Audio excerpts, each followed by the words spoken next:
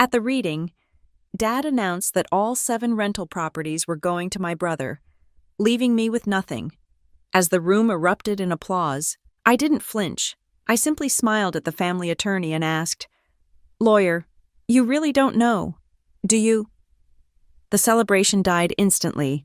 They thought this was a ceremony for Grandma, but the real verdict had been filed in the county system 3 years ago.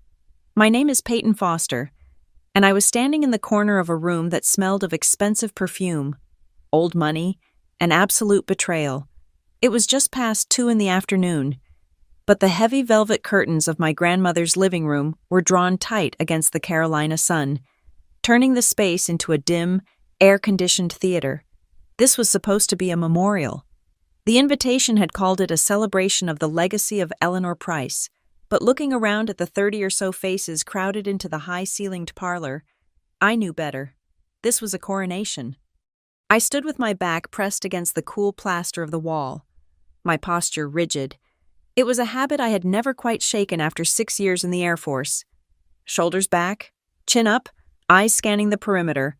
At my feet sat a small, nondescript black suitcase. It was fireproof and locked. To anyone else, it looked like I was just passing through, perhaps heading to the airport immediately after the ceremony. In a way, they were right. I was planning to leave, but not before I burned their entire reality to the ground. The room was stiflingly full. There were neighbors from all over Hawthorne Ridge, distant cousins I had not seen in a decade, and a handful of tenants from the rental properties who had been invited to fill out the crowd. In the center of it all stood my father, Harold Mercer. He looked every inch the grieving but capable patriarch, dressed in a charcoal suit that cost more than my first car. His hand rested heavily, possessively, on the shoulder of my older brother, Caleb. Caleb was glowing. That was the only word for it. He did not look like a man who had just buried his grandmother. He looked like a man who had just won the lottery.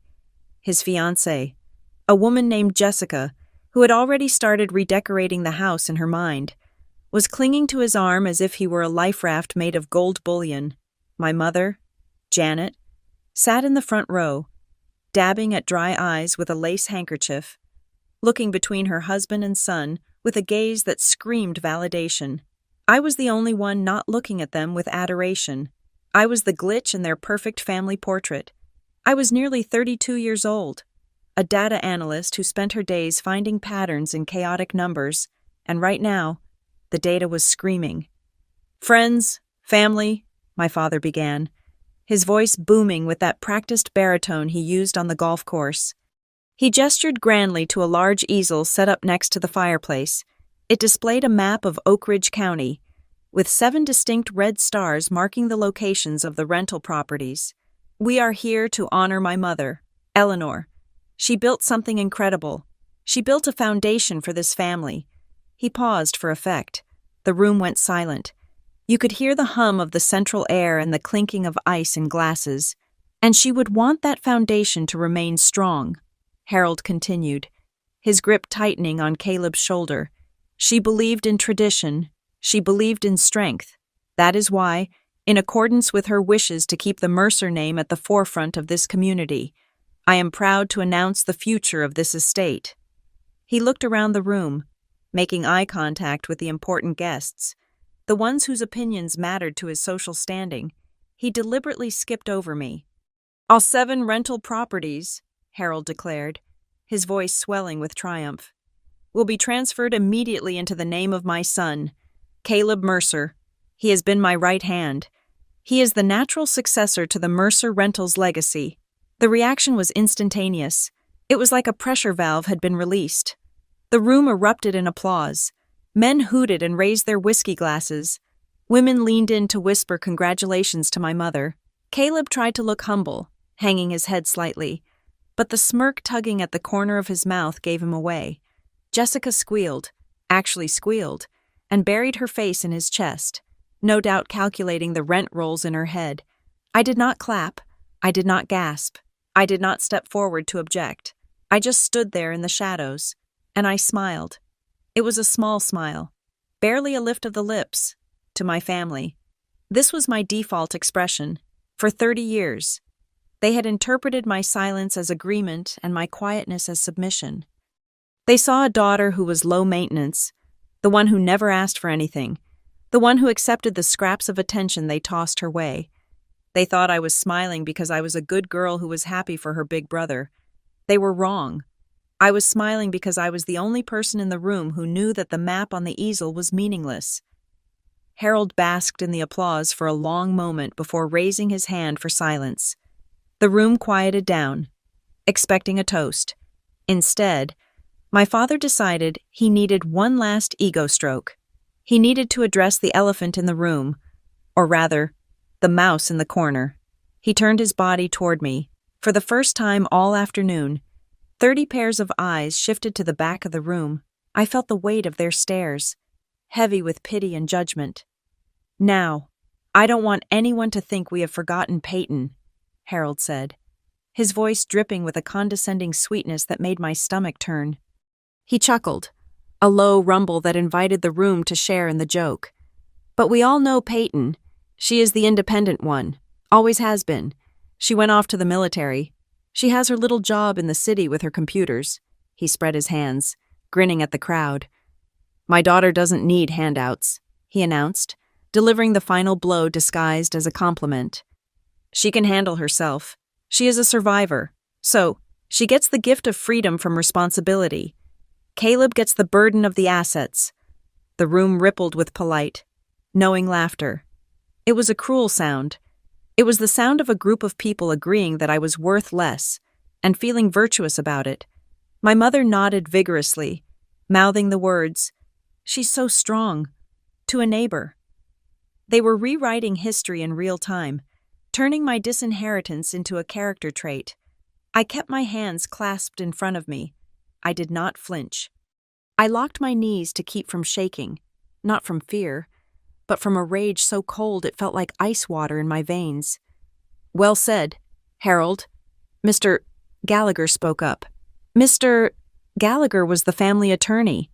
He had been handling my father's legal messes since before I was born.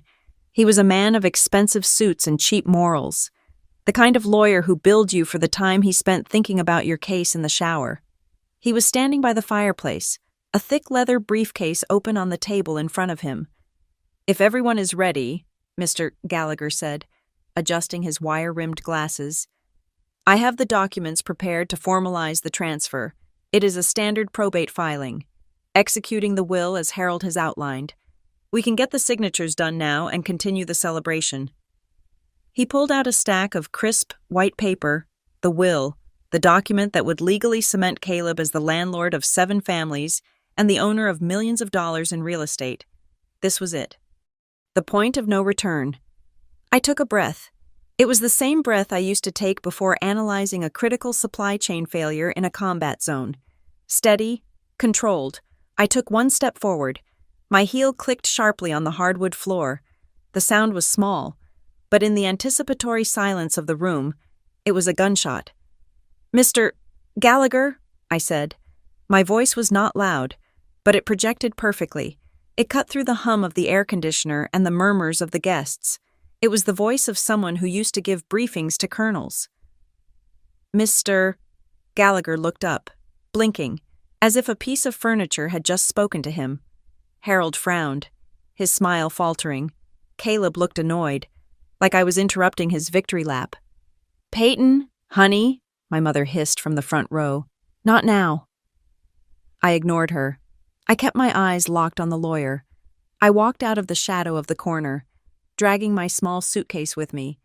The wheels rumbled low against the floorboards. I stopped 10 feet away from the lawyer, squarely in the center of the room, separating the crowd from the family. I looked at the papers in his hand. Then I looked up at his face. I let my small smile widen just a fraction, enough for him to see the steel behind it. "Lawyer," I said, dropping the honorific title, making the word sound like an accusation. "You really don't know, do you?" The question hung in the air. It was nonsensical to them. Of course he knew. He was the lawyer. He had drafted the will. Mr. Gallagher froze. His hand hovered over the documents. A look of genuine confusion washed over his pale, doughy face. Excuse me, Peyton. I am afraid I don't understand. No, what is she talking about? Caleb snapped, stepping forward. Peyton, sit down. You are embarrassing yourself. No, I said, not looking at my brother. My eyes bored into Gallagher. I am asking your legal counsel a question. Mr. Gallagher, you have been billing my father for estate planning for 20 years. You are about to read a will to transfer 7 properties. So I am asking you, for the record, right now, do you actually know who owns those houses? The room went dead silent. The festive energy evaporated instantly, replaced by a thick, suffocating tension. Harold owns them, Gallagher sputtered, looking at my father for support. And through his power of attorney over Eleanor's estate, they are being bequeathed. Wrong, I said, softly, deadly. Peyton, my father barked, his face flushing a dangerous shade of red. That is enough. You are ruining this afternoon. Whatever game you are playing, stop it. You get nothing. That is final. I didn't flinch at his anger. I had spent my childhood shrinking away from that tone. But I wasn't a child anymore. I was a woman with a suitcase full of evidence and a heart full of receipts. I am not playing a game, Dad, I said, turning to face him. I am trying to save your lawyer from committing malpractice in front of 30 witnesses. I turned back to Gallagher. He was starting to look sweaty. He sensed it now, the uncertainty, the possibility that he had missed something. You didn't check the county registry this morning. Did you? I asked him. You didn't check it last week. You haven't checked it in 3 years. Why would I? Gallagher stammered. Because if you had, I said, you would know that there is nothing to transfer. Somewhere to my left, a hand slipped. A champagne flute hit the floor. Crash. The glass shattered into 1,000 glittering diamonds. Champagne foamed across the polished wood. Nobody moved to clean it up. Nobody even looked down. Every single pair of eyes was fixed on me. My mother had her hand over her mouth. Caleb looked like someone had just punched him in the gut. Harold looked ready to kill. The silence that followed the crash was heavy, physical. It pressed against my eardrums. I could hear the ticking of the grandfather clock in the hallway. I could hear the shallow, panicked breathing of the lawyer. I looked at the crowd. I looked at the neighbors who had ignored me, the relatives who had dismissed me, and the family that had actively tried to erase me. They told you this was a legacy celebration, I said to the room, my voice calm and steady. They told you that today. The Mercer Empire goes to the golden sun. They think I am standing here with nothing. I reached down and clicked the latches of my suitcase. The sound was loud and mechanical. Click, click. Let me tell you why today isn't going to go how they think, I said, lifting the lid. Inside lay 3 thick binders, organized, tabbed, and color-coded. But on top of them sat a single, certified document with a gold foil seal from the county clerk's office. My father thought he was cutting me out of the will today. He thought he was making a grand statement. But you cannot cut someone out of a house they already own. What Mr. Gallagher didn't know, what my father didn't know, and what my brother was about to find out the hard way, was that Grandma Eleanor hadn't just left me a token. She hadn't waited for death to decide who she trusted. She had signed the deeds over to a trust 3 years ago, and the sole trustee of that trust was not Harold. It was not Caleb. It was me. I picked up the document, the paper cool and smooth against my fingertips. I looked at my father, whose confidence was beginning to crack like a dam under pressure. We aren't here to read a will, Dad, I said. We are here to read the eviction notices. To understand why I stood in that living room with a suitcase full of eviction notices, you have to understand Hawthorne Ridge. It was the kind of town where lawns were measured in acres and success was measured in how loudly you could talk about it at the Sunday barbecue. The Mercers were royalty here. Not because we were billionaires, but because in a town built on moderate incomes. My father owned the roofs over people's heads. We were the model family. A handsome father who played golf, a mother who chaired the bake sale committee, a son who was the star quarterback, and a daughter who, well, I was just there. I was the punctuation mark at the end of a sentence about my brother. I was not an abused child. I want to make that clear. I was never locked in a closet. I was never beaten. I never went hungry.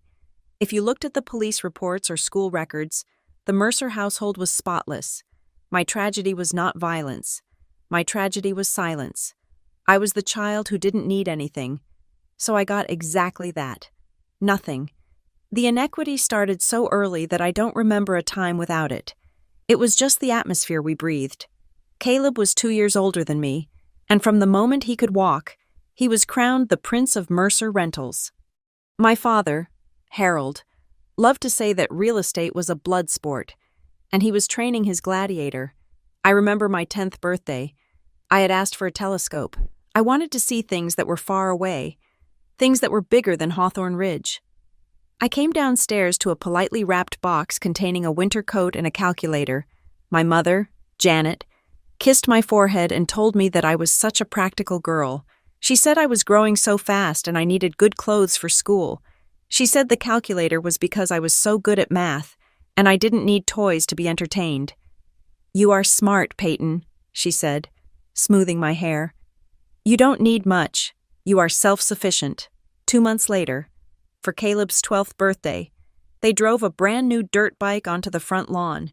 It cost nearly $2,000. I remember watching him tear up the grass, the engine screaming, while my father cheered and filmed it on his camcorder. When I looked at my mother, she didn't see the disparity. She just saw her son being happy. She saw the heir enjoying his kingdom. My father's favoritism was louder. It was a public performance. When we went to community events, he would rest his heavy hand on Caleb's neck and introduce him to the other men. "This is Caleb," he would boom. "He is going to take over the empire one day. He has got the killer instinct."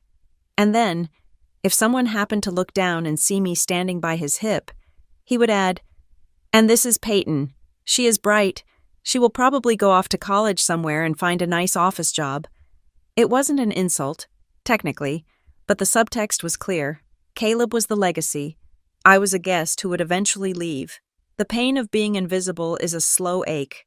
It is not a sharp stab. It is the feeling of slowly fading out of a photograph.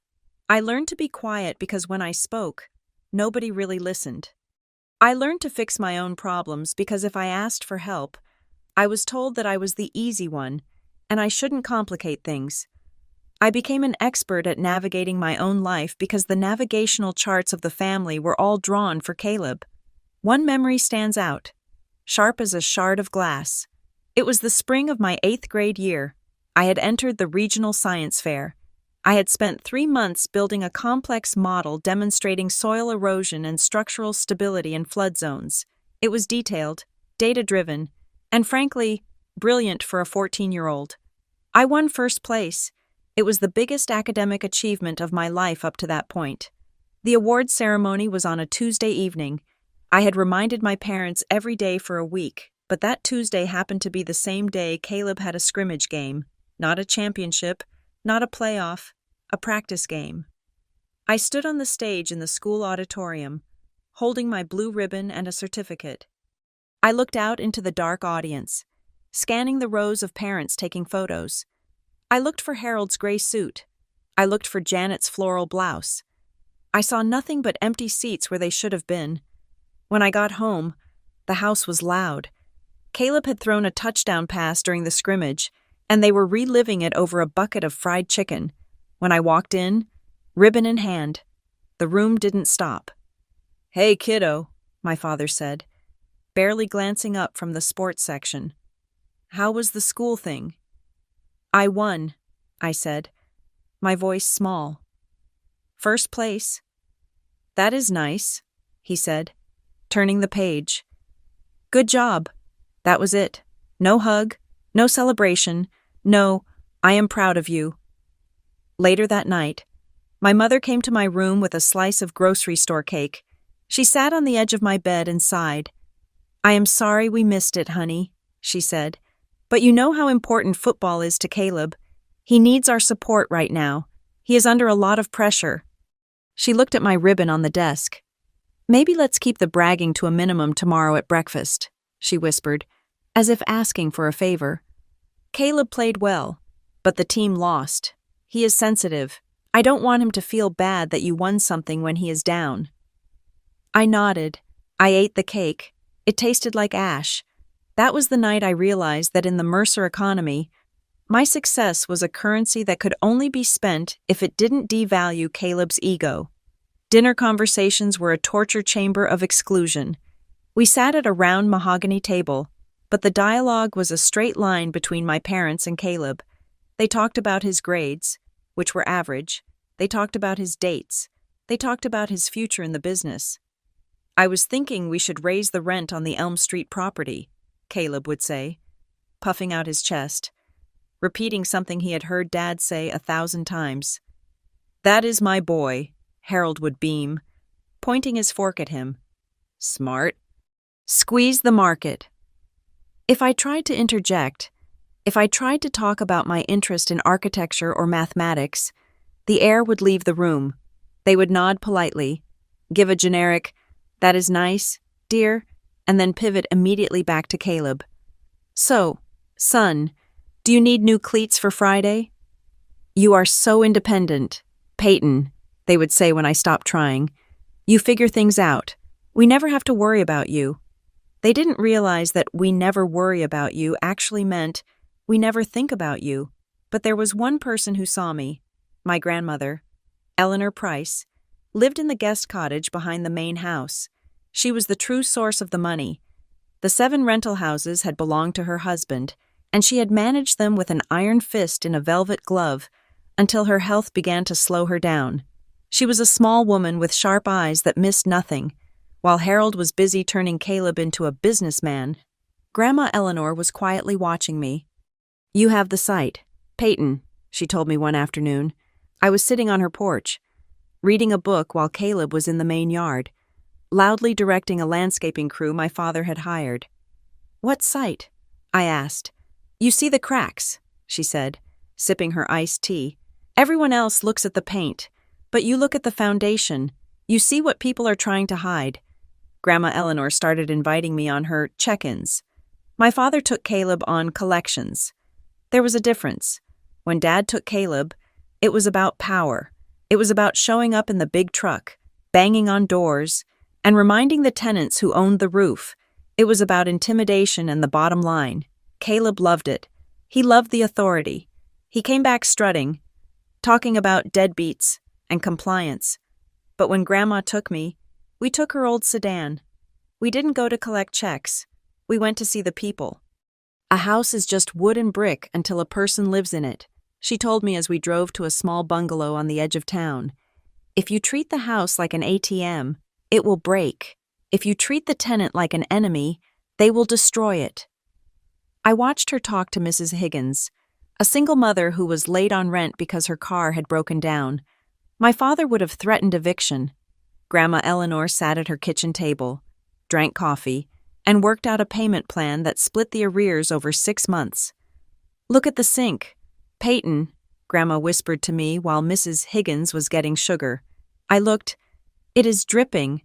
Not just dripping, the caulk is black. That means there is mold behind the cabinet. If we don't fix it now for $50, the floor will rot out in a year and cost us $5,000. She taught me that real estate wasn't about shouting. It was about listening. It was about data. It was about understanding the life cycle of a physical asset and the psychology of the human being living inside it. While Caleb was learning how to be a bully, I was learning how to be a steward. I remember one sweltering July afternoon when I was 16. I was sitting on the steps of Grandma's porch, across the lawn, near the main house. Harold and Caleb were standing by my father's new truck. Harold was clapping Caleb on the back, laughing loudly at something he had said. Caleb looked tall, broad-shouldered, and full of unearned confidence. He looked like everything a Mercer man was supposed to be.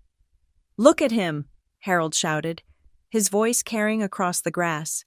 "Born for this, he is going to double the portfolio in 10 years. I felt that familiar sting of invisibility. I was sitting right there, 50 feet away, and they didn't even glance in my direction. I was part of the scenery, like the oak tree or the mailbox. Grandma Eleanor opened the screen door and stepped out. She leaned on her cane, watching the two men preen in the driveway. She didn't look impressed. She looked tired. She looked down at me. I must have looked pathetic, staring at them with longing and resentment. She sat down beside me, her joints clicking. She placed a cool, wrinkled hand on my knee. "It hurts, doesn't it?" she asked softly. I nodded, not trusting my voice. "Let them make their noise," she said, her eyes fixed on Caleb. "They are loud.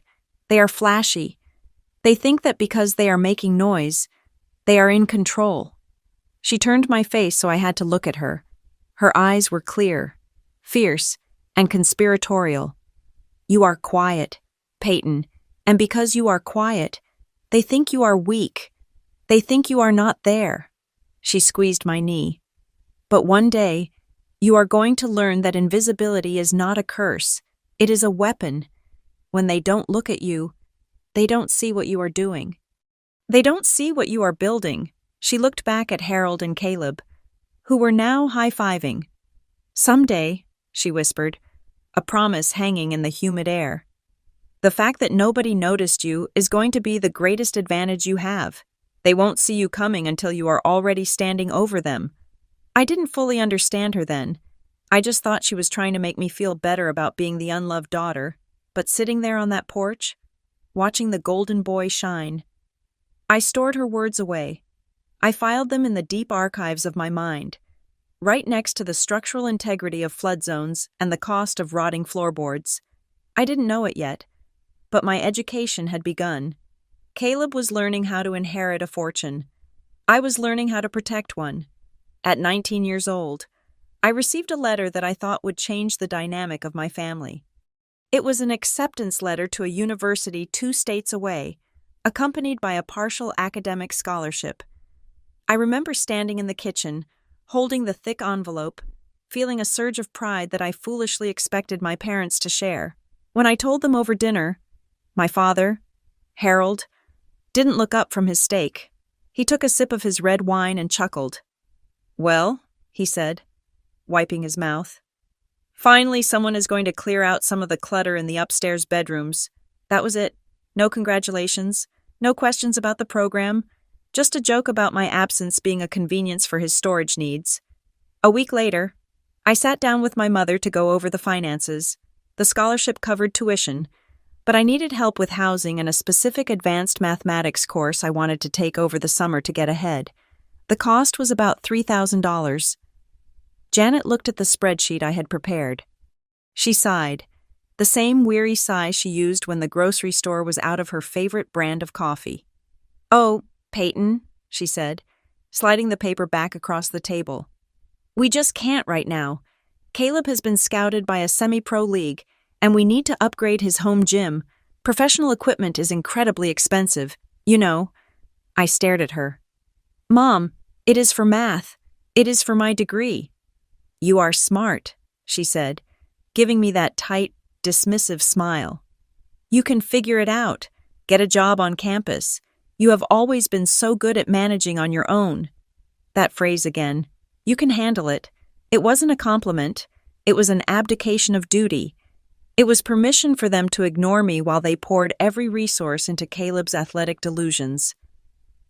I looked at the kitchen, at the expensive appliances, at the trophies lining the shelves in the living room.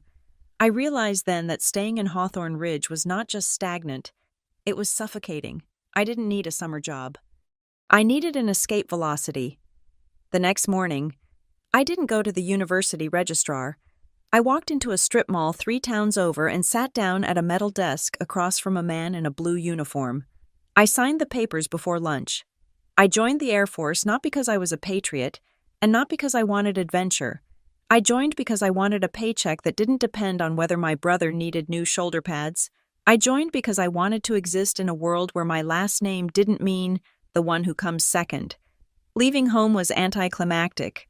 Harold was at work. Caleb was at the gym. My mother hugged me at the door and told me to write, but her eyes were already drifting to the TV in the den. I got on the bus with a single duffel bag, and as the "Welcome to Hawthorne Ridge" sign faded in the rearview mirror, I didn't feel sad. I felt light. The military was a shock to the system, but not in the way it was for the other recruits. They struggled with the yelling, the strict schedules, the lack of privacy. For me, it was a relief. For the first time in my life, the rules were the same for everyone. It didn't matter who your father was. It didn't matter if you were the golden child or the invisible one. If your boots weren't shined, you got yelled at. If your bed was made perfectly, you got left alone. It was a meritocracy of discipline, and I thrived in it. I was assigned to logistics and supply chain management. It wasn't glamorous. It involved warehouses, manifests, shipping containers, and endless reams of paperwork. Most people hated it. They wanted to fly planes or carry rifles. I wanted to organize. I discovered my talent about 6 months in. I was reviewing a fuel requisition form for a transport squadron. It was a standard document, pages of numbers and codes. My eyes scanned down the columns, and something snagged in my brain. It wasn't a conscious thought. It was a physical sensation, like a hiccup. "Sir," I said to my commanding officer, pointing at line 42. "This figure is wrong." He looked at it. "That is the standard burn rate for a C-17 on a transatlantic flight." "No, sir," I said. "The flight log says they were carrying a light load. The burn rate should be 12% lower. This number matches a heavy load calculation from 2 months ago. It is a copy-paste error. We are over-ordering fuel by 15,000 gallons." He checked the logs. He checked the math. Then he looked at me with a mix of surprise and respect that I had never seen on my father's face in 19 years. "Good catch. Airman Foster," he said. From that day on, I became the unit's anomaly hunter. While my peers were complaining about boredom, I was dissecting the anatomy of bureaucracy. I learned that paperwork tells a story. Every invoice, every requisition, every inventory log is a narrative of human behavior. People are lazy. People cut corners. And when they try to hide things, they leave ripples in the data. I spent 4 years in a windowless room, tracking parts for aircraft engines and meals for soldiers. I learned to spot a duplicate invoice from 50 paces. I learned that if a number looks too clean, too round, it is almost certainly a lie. I learned that the truth isn't in what people say, it is in what they sign. I went home on leave only twice a year. I stopped staying at the main house after the first visit. It was unbearable. Caleb was working for Dad full-time now, managing the properties, which mostly seemed to involve driving around in a new truck and complaining about tenants. Dinner conversations were still the Harold and Caleb show. I told that guy in Unit 4 that if he didn't like the water pressure, he could move out. Caleb bragged over pot roast. Showed him who his boss. Harold laughed. "That is right. Don't let them push you around." I sat there in my uniform, a staff sergeant who managed millions of dollars in government assets, and they didn't ask me a single question about my service. So I started staying with Grandma Eleanor in the guest cottage. Those visits were my sanctuary. Grandma was getting older, her movements slower, but her mind was as sharp as a razor. She would make tea, and we would sit on her small patio. "Tell me about the supply chain," she would say. Not, "How are you?" but "Tell me how it works." I would explain the logistics of moving equipment across continents, the checks and balances, the way a single missing signature could ground a flight. She listened with an intensity that made me feel seen. "Consequences," she said one evening, nodding slowly. "That is what you are learning. Peyton, in the real world, bad math has consequences. In this family," she glanced toward the main house where the lights were blazing. "In this family, they think math is just a suggestion." When my 4-year contract was up, my commanding officer offered me a re-enlistment bonus. It was tempting, but I felt like I had learned what I needed to learn. I had discipline, I had a skill set, and I had savings. I didn't need Harold's money anymore. I moved to Fairview City, a bustling metro area about 2 hours from Hawthorne Ridge. It was close enough to visit Grandma, but far enough that I didn't run into people who knew my father. I applied for a job at a firm called Valoran Property Analytics. It was a commercial real estate consultancy. They didn't buy or sell buildings. They analyzed them for investors. They were the people who told a hedge fund whether a shopping mall was a gold mine or a money pit. I walked into the interview with my military resume. The hiring manager, a woman named Sarah with glasses thicker than mine, looked at the logistics specialist title. "We usually hire finance majors," she said. "Why should I hire someone who counted airplane parts?" "Because finance majors look at the bottom line," I said. "I look at the line items that make up the bottom line. I don't just see that you spent $10,000 on maintenance. I check if you spent it on $10,001 screws or one $10,000 screw, and I check if the screw actually exists." She hired me on the spot. At Vellerin, my education went from theoretical to practical. I wasn't tracking jet fuel anymore. I was tracking rent rolls, CAM charges, common area maintenance, and capital expenditure budgets. I learned the language of the wealthy. I learned what a revocable living trust was. I learned how a quitclaim deed could move a skyscraper from one shell company to another in 5 minutes. I learned how the rich used LLCs like Russian nesting dolls to hide their names from the public record.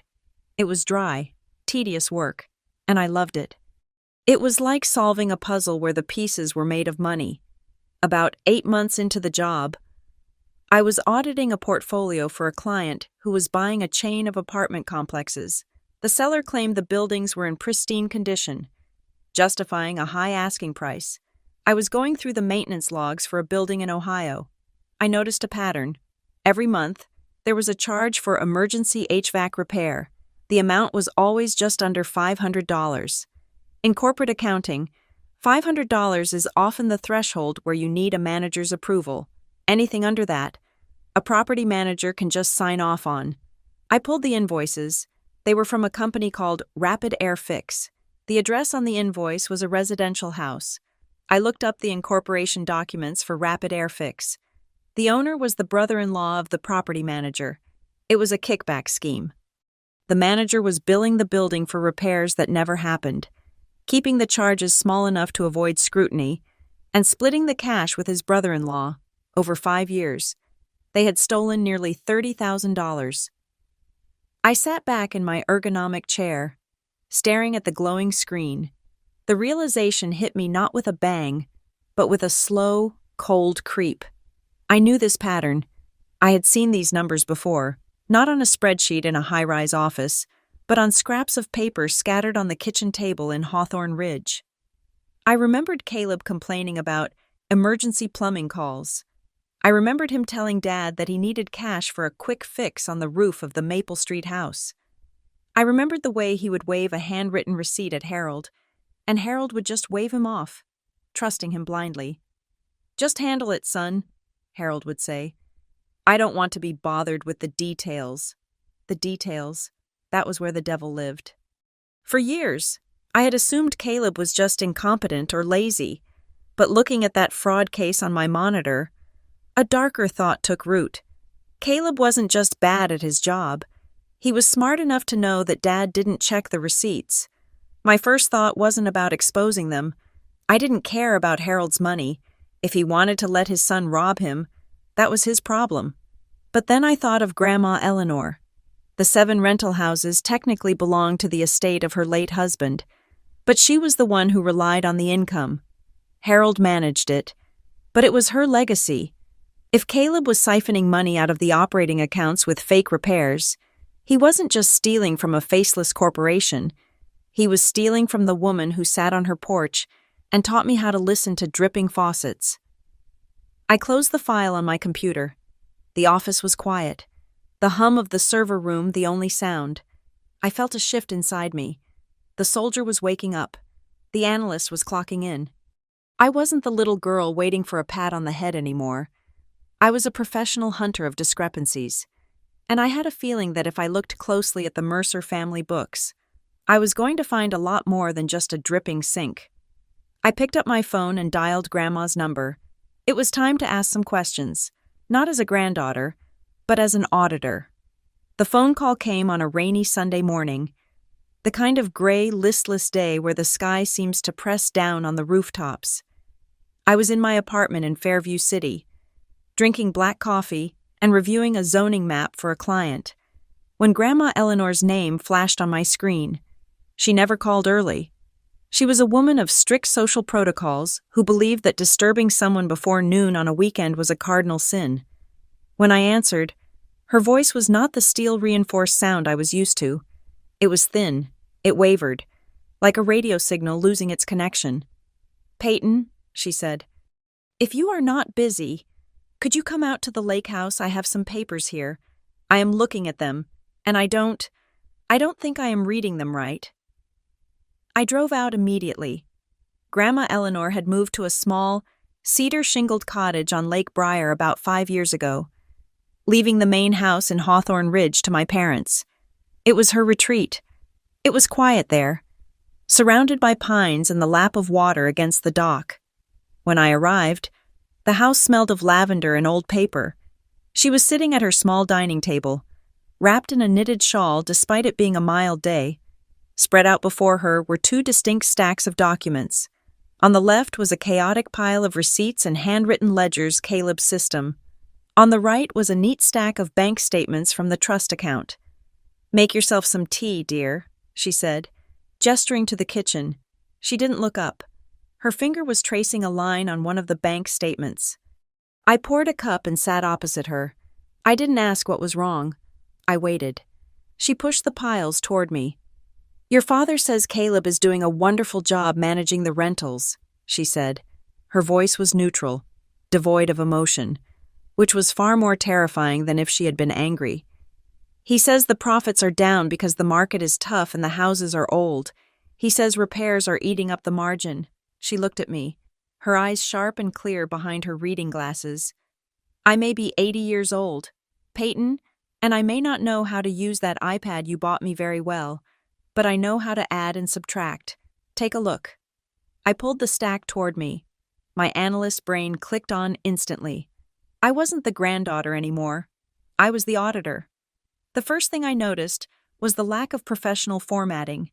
Caleb's reports were glorified spreadsheets printed on plain paper, some even handwritten on legal pads. I started cross-referencing. I looked at the income column for the last 6 months. Then I looked at the expense column. "Here," I said, pointing to a line item from February. "Roof patch, Elm Street property, $1,200. I flipped 2 pages forward to April.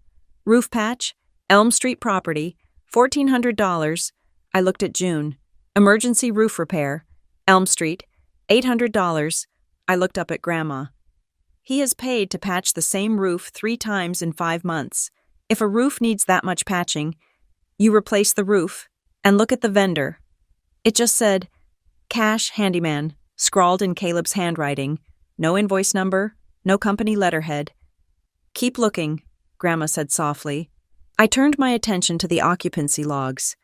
My eyes landed on the property at Maple Crest. It was a nice 3-bedroom family home, one of the best in the portfolio, according to Caleb's ledger. It had been vacant under renovation for the last 90 days. That meant 0 rental income flowing into Grandma's account for 3 months. "He says the floors needed to be redone and they had trouble finding a contractor," Grandma explained. "That is 3 months of lost rent, nearly $5,000. I frowned. If it is under renovation, there should be contractor invoices. "There aren't any yet," she said. "He says he is negotiating." I reached for the pile of bank statements. I found the utility bill for Maple Crest. The accounts were still in Grandma's name, so the bills came to her, even if Caleb was supposed to pay them. I looked at the water usage graph for the last 3 months. If a house is vacant, the water usage should be near 0, maybe a little for cleaning or keeping the pipes from freezing, but effectively flat. The graph for Maple Crest was a mountain range: 5,000 gallons in March, 4,000 in April, 6,000 in May. "Grandma," I said, my voice tight, "nobody uses 6,000 gallons of water scrubbing floors. Someone is showering there. Someone is doing laundry. Someone is washing dishes." I looked at the electric bill. The usage spiked in the evenings and on weekends. "There is a family living in that house," I said, the realization settling in my stomach like a stone. "Caleb rented it out. He's collecting the check, probably in cash, and pocketing it. He is telling you it is empty so he doesn't have to deposit the money into the estate account. I sat back, feeling sick. It wasn't just bad management. It wasn't just laziness. It was theft. Cold, calculated theft from his own grandmother. Grandma Eleanor didn't gasp. She didn't cry. She just closed her eyes for a brief second, as if a sudden headache had struck her, and then opened them again. "I thought so," she whispered. "We should hire an external forensic accountant," I said, my professional instincts taking over. "I can recommend a firm in the city. They can pull the records, interview the tenants, and build a case. We can prove he is embezzling." Grandma shook her head slowly. She reached out and placed her hand over mine. Her skin was paper-thin, but her grip was firm. "No," she said. "I don't want a scandal. Peyton, I don't want police cars in the driveway. I don't want to spend my last years fighting a war with my own son and grandson." "But they are stealing from you," I argued, feeling the heat rise in my cheeks. "You can't just let them do it." "I am not going to let them do it," she said, "but I am not going to fight them with noise. I am going to fight them with paper." She stood up and walked to the window, looking out at the darkening lake. The sun was setting, casting long purple shadows across the water. "I need a keeper," she said, her back to me. "I don't need a lawyer to argue for me in court. I need someone to hold the keys, someone who knows the difference between a roof patch and a robbery." She turned back to face me. The silhouette of her small frame looked surprisingly formidable against the twilight. "Tell me about your job. Peyton, specifically, what do you do when you find a company that is bleeding money?" "We stop the bleeding," I said. "We restructure. We change the controls. We put in a manager who answers to the board, not to themselves." "And the taxes?" she asked. "What happens if these cash payments Caleb is taking aren't reported?" "The IRS comes after the owner," I said. "That means you, if he gets caught, you are the one on the hook for tax evasion." She nodded, absorbing this. "So, I need to move the ownership. I need to put the houses somewhere safe, somewhere he can't touch." She walked back to the table and sat down. Her expression was intense, focused. "I have been reading about trusts," she said. "Revocable living trusts. If I put the houses in a trust, they don't go through probate when I die. Correct, your father wouldn't get to stand in front of a judge and simply claim them." "That is right," I said, surprised by her research. "If they are in a trust, the successor trustee takes over immediately. The will becomes irrelevant regarding those assets." "And the trustee?" she asked, locking eyes with me. "Does it have to be family? Does it have to be Harold?" "No," I said. "It can be anyone you appoint, anyone you trust to follow your instructions." The silence stretched between us. I knew what she was asking. I knew the weight of the burden she was about to place on my shoulders. If I accepted this, I wasn't just helping her with paperwork. I was declaring a silent war on my father and brother. I was stepping out of the shadows and standing directly in their path. "Peyton," she said softly, "you have the sight. You see the water bill, and you know what it means. Your father sees the water bill, and he just sees a piece of paper to file away. If no one with clear eyes holds on to the papers, everything I built, everything your grandfather built, will slide right into the hands of the loudest person in the room, and Caleb is very, very loud." I looked down at the fraudulent ledger. I thought about Caleb driving his new truck, bought with the money that should have fixed Mrs. Higgins's plumbing. I thought of my father's arrogance, his absolute certainty that he owned the world. "If I do this," I said, my voice trembling slightly, "it will break the family. Grandma, when they find out, they will never forgive me. Dad will. He will explode." Grandma Eleanor smiled, a sad, wise smile that broke my heart. "Oh, honey," she said, "the family is already broken. A family where a grandson steals from his grandmother and a father cheers him on is not whole. It is just glued together with silence." She leaned forward. "The truth doesn't break families, Peyton. It just reveals the cracks that are already there. The question is, are you brave enough to let the light in? I looked at her. I saw the woman who had taught me that a house is for people, not for power. I saw the only person in the world who had ever told me I was worth something. Yes, I said. I am brave enough. Good, she said, patting my hand. Then you can take these files, and on Tuesday, you and I are going to see a lawyer, not Mr. Gallagher. I found a woman in the next county. She specializes in difficult estates. I stayed for dinner. We didn't talk about the fraud again. We talked about the lake, and my job, and the books we were reading. But the air had changed. We were conspirators now. I drove back to Fairview City late that night. The road was dark, illuminated only by my headlights cutting through the pine forests. My mind was racing. For years, I had told myself that my distance was a shield. I told myself that by staying away, by not engaging with Harold and Caleb, I was protecting myself. I thought I was taking the high road, but as I drove, gripping the steering wheel until my knuckles turned white, I realized that my silence had been permission. By not looking, I had let Caleb feast on the tenants. By walking away, I had left Grandma Eleanor alone with the wolves. My father thought I was invisible. He thought I was weak because I didn't shout.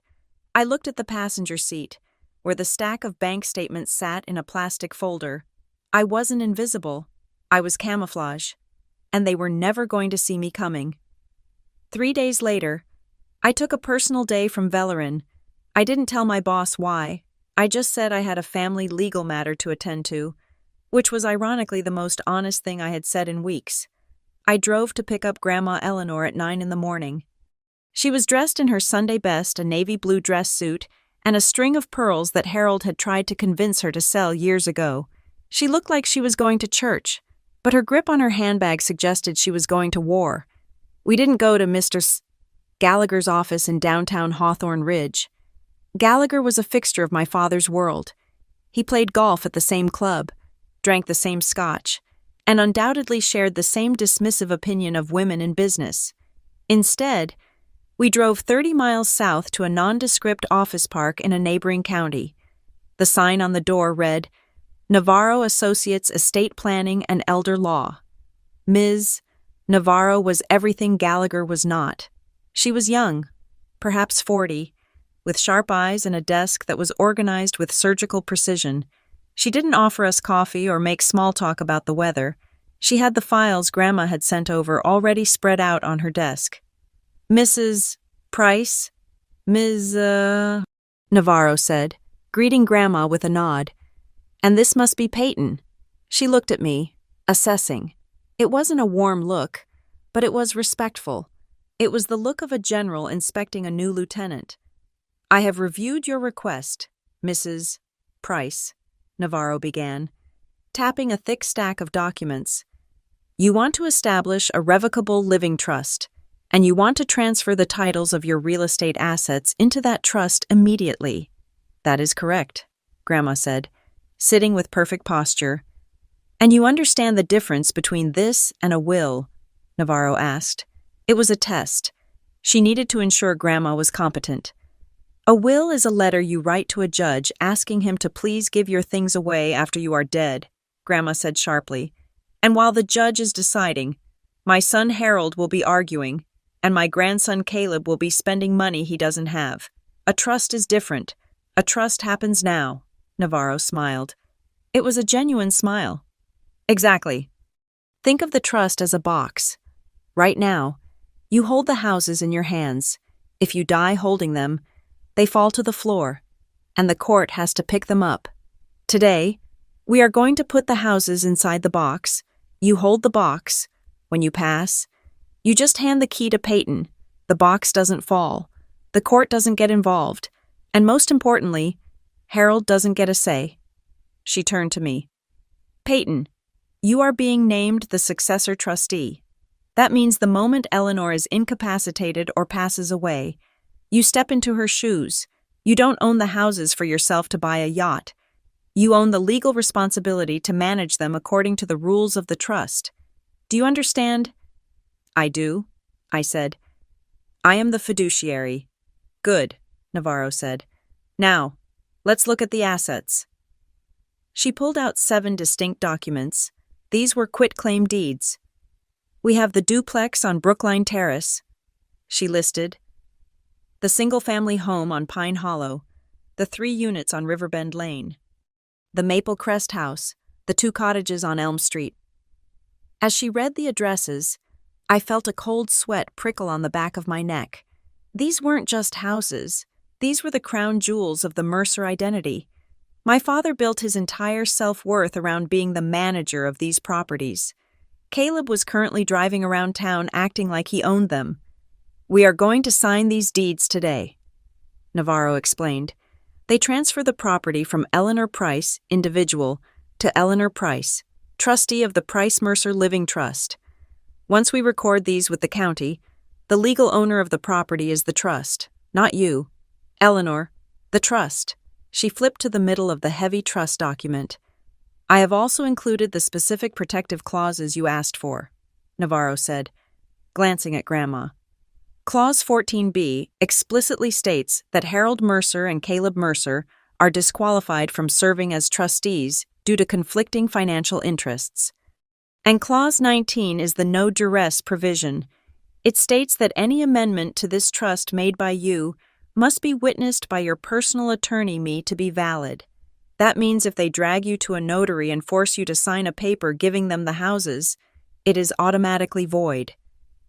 My heart hammered against my ribs. This was airtight. It was aggressive. There is one more thing, Grandma said, her voice softer. The little house on Cedar Street, the one the Rodriguez family lives in. Ah, yes, Navarro said. The scholarship carve-out. She pulled a separate, thinner file. We are not putting the Cedar Street house into the main rental trust, Navarro explained to me. Eleanor has instructed me to create a separate charitable entity. The deed to the Cedar Street house is going to the Price Education Fund. The rental income from that property will not go to the family. It is legally bound to pay for the college tuition of the children living in that house, provided they maintain their grades. If the Rodriguez family moves out, the fund will support other local students. I looked at Grandma. She was staring at her hands. Mr. Rodriguez has been fixing the fences at the other houses for free for 10 years, Grandma said quietly. His daughter, Sophia, wants to be a nurse. Caleb tried to raise their rent last month. I stopped him. She looked up at me. Harold thinks that house is just another asset. It is not. It is a future. The twist hit me hard. My father didn't just lose a rental property. He lost the ability to exploit a family he had looked down on for years, and he wouldn't even know it until it was too late. All right, Navarro said, uncapping a heavy fountain pen. Let's make it official.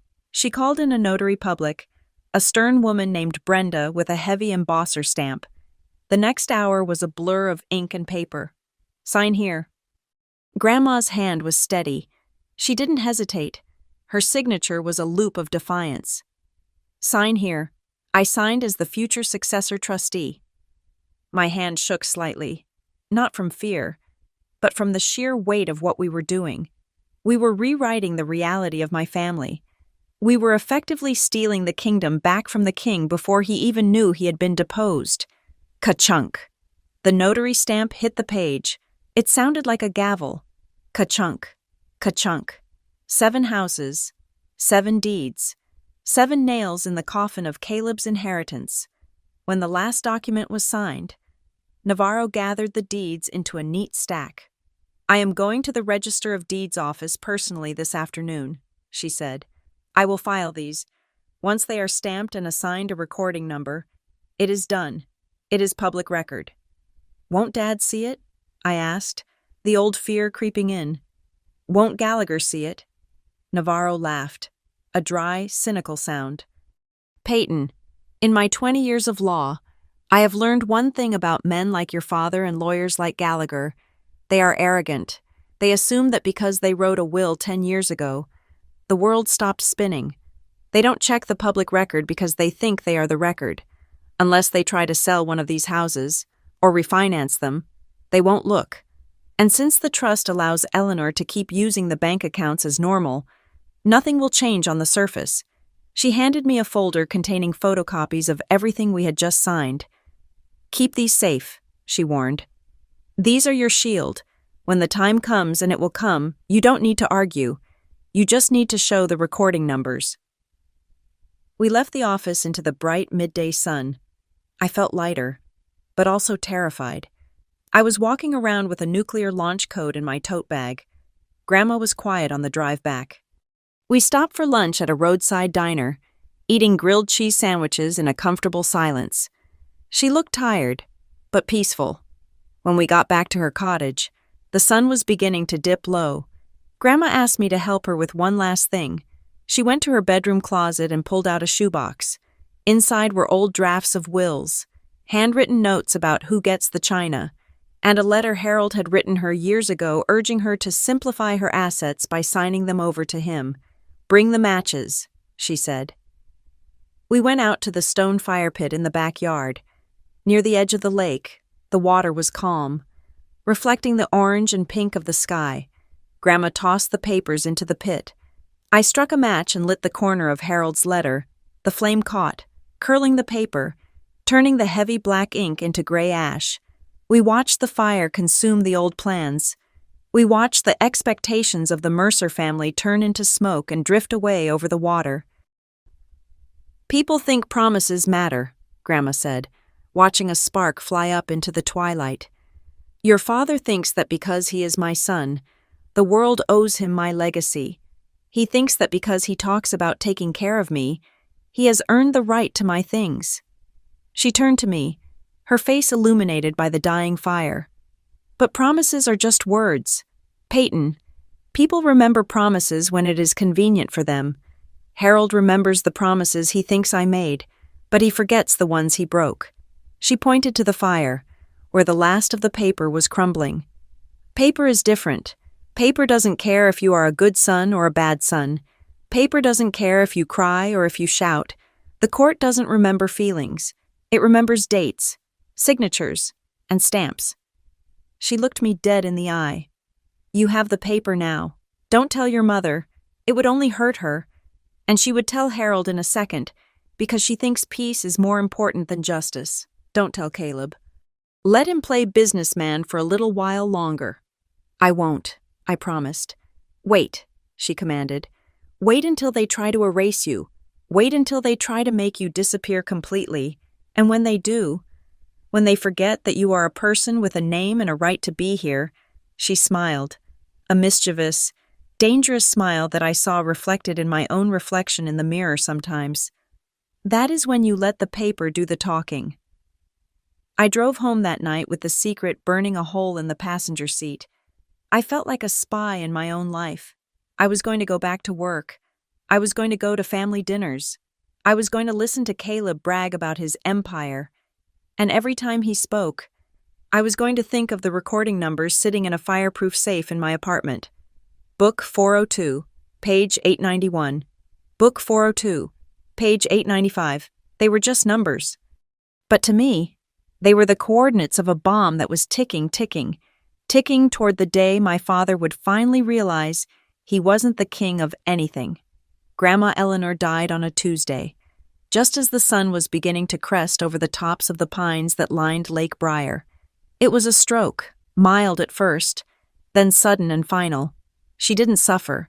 She simply went to sleep in the cottage she loved and didn't wake up. The funeral, held 3 days later, was simple. That was exactly how she had wanted it. No long speeches, no ostentatious displays of wealth, just a gathering of people who actually knew her name and not just her bank account. The tenants from the rental properties came. The Rodriguez family sat in the back row, holding hands, weeping quietly. It was a warm, human afternoon, filled with stories about her garden and her fierce intellect. For a few hours, standing by the graveside, I almost forgot the war I was silently fighting. I almost forgot the secret recording numbers locked in my safe. I just held my mother's hand and watched my father wipe a genuine tear from his cheek. But grief in the Mercer family was a perishable commodity. By the next morning, it had expired, replaced by the far more durable instinct of acquisition. I was staying at a local hotel, having refused the offer to sleep in my old bedroom. My phone rang at 8 in the morning. It was Harold. "Peyton," he said. His voice was brisk, stripped of the somber tone he had worn at the funeral. "You need to come over to the house. We have some family business to discuss." "Can it wait, Dad?" I asked, sitting on the edge of the hotel bed. "We just buried Grandma yesterday." "It cannot wait," he insisted. "The estate needs to be settled. There are legal timelines. Caleb is already here. We just need to get the paperwork out of the way so we can all move forward. Come for breakfast." I knew what this was. This wasn't breakfast. It was a closing meeting. I dressed in a sharp black blazer and trousers armor for the modern age and drove to the house. When I walked into the kitchen, the scene was set with the precision of a stage play. My mother, Janet, was at the stove, frying bacon.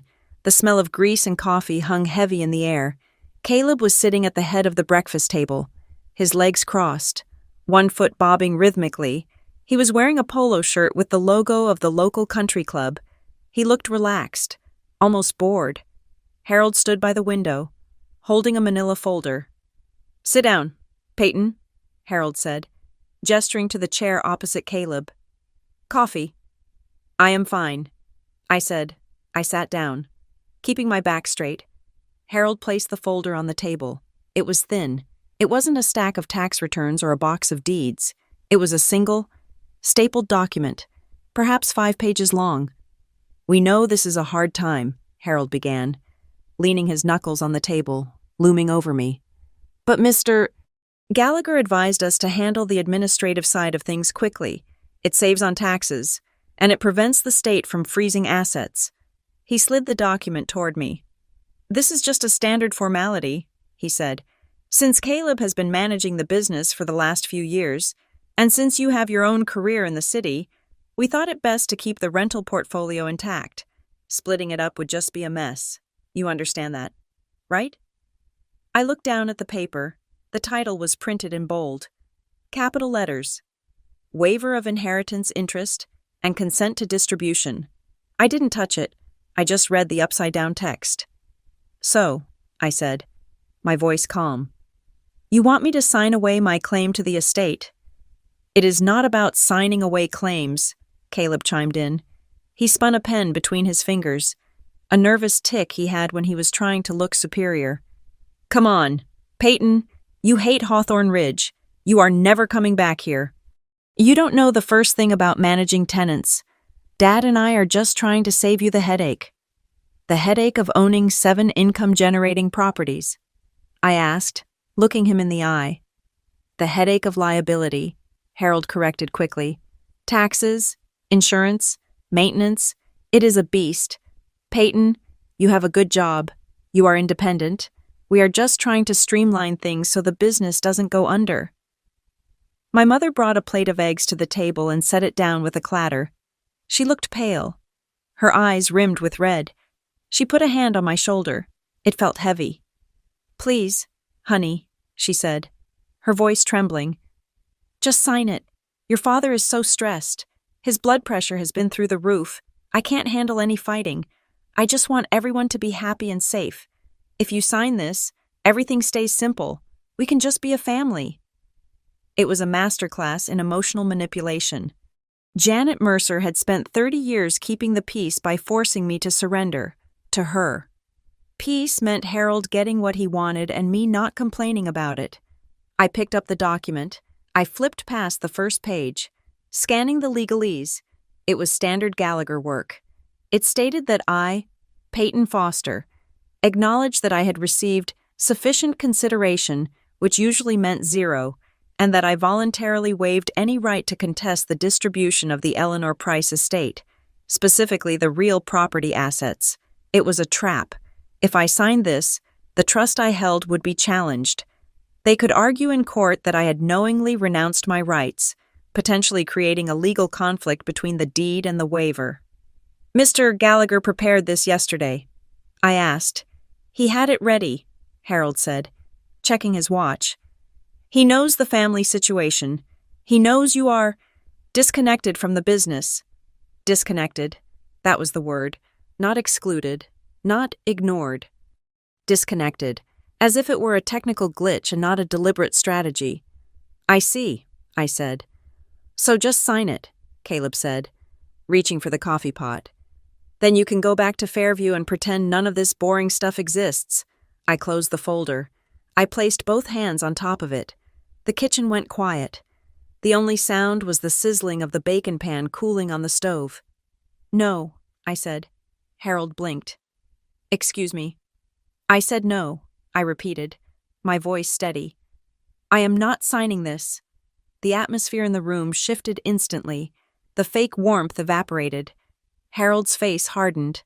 Caleb stopped spinning his pen. Peyton, my mother pleaded, clutching her chest. Don't start. Please, not now. I am not starting anything. Mom, I said to her, though I kept my eyes on my father. I am simply reading a legal document that permanently removes me from my grandmother's legacy, and I am deciding that it is not in my best interest to sign it. Legacy, Harold scoffed. It was a harsh, barking sound. What legacy? You haven't hammered a single nail in those houses. Caleb has been out there every day for 5 years. He has earned this. You think because you share a last name you are entitled to half the work. I think because I am her granddaughter, I am entitled to see the will before I sign a waiver. I said. The will says what I say it says. Harold shouted. The veneer of the grieving son was gone. Here was the bully. I am the executor. I am telling you. The plan is for Caleb to take the properties. This waiver just saves us 6 months of probate court fees. Why are you being so difficult? You don't even need the money. It is always about need with you, isn't it? I said softly. Caleb needs a job, so he gets the houses. Caleb needs a truck, so he gets the company card. I don't need anything, so I get a waiver. You are being selfish, Caleb sneered. You are just doing this to be a bitch. You want to hold up the process so you can squeeze some cash out of Dad. I looked at my brother. He looked so confident. He really believed that the world worked this way, that if he demanded something loud enough, the universe would hand it to him. I will not sign any document waiving my rights without my own legal counsel reviewing it first, I stated. It was the standard corporate line I used at work when a contractor tried to push a bad deal. You don't need a lawyer, Harold spat. Gallagher is the family lawyer. Gallagher is your lawyer. Dad, I corrected. He represents you. He doesn't represent me, and he certainly didn't represent Grandma. Harold slammed his hand on the table. The silverware jumped. My mother flinched. You are ungrateful, he hissed. We raised you. We paid for your food, your clothes, and the minute there is $1 on the table, you turn on us. If you don't sign this, you are declaring war on this family. Is that what you want? Do you want to be cut off completely? I stood up. The chair scraped loudly against the floor. I am not declaring war, I said. I am protecting myself. There is a difference. You are the one handing me a surrender treaty and calling it a peace offering. If you walk out that door without signing, Harold warned, pointing a shaking finger at the exit, don't expect a Christmas card. Don't expect anything. You are done. Harold, stop, Janet cried, tears streaming down her face. Peyton, please, just do what he says. I looked at my mother. I felt a wave of pity, but it was distant, like watching a tragedy on the news. She had made her choice long ago. She had chosen to be the lubricant for Harold's machinery rather than the brake.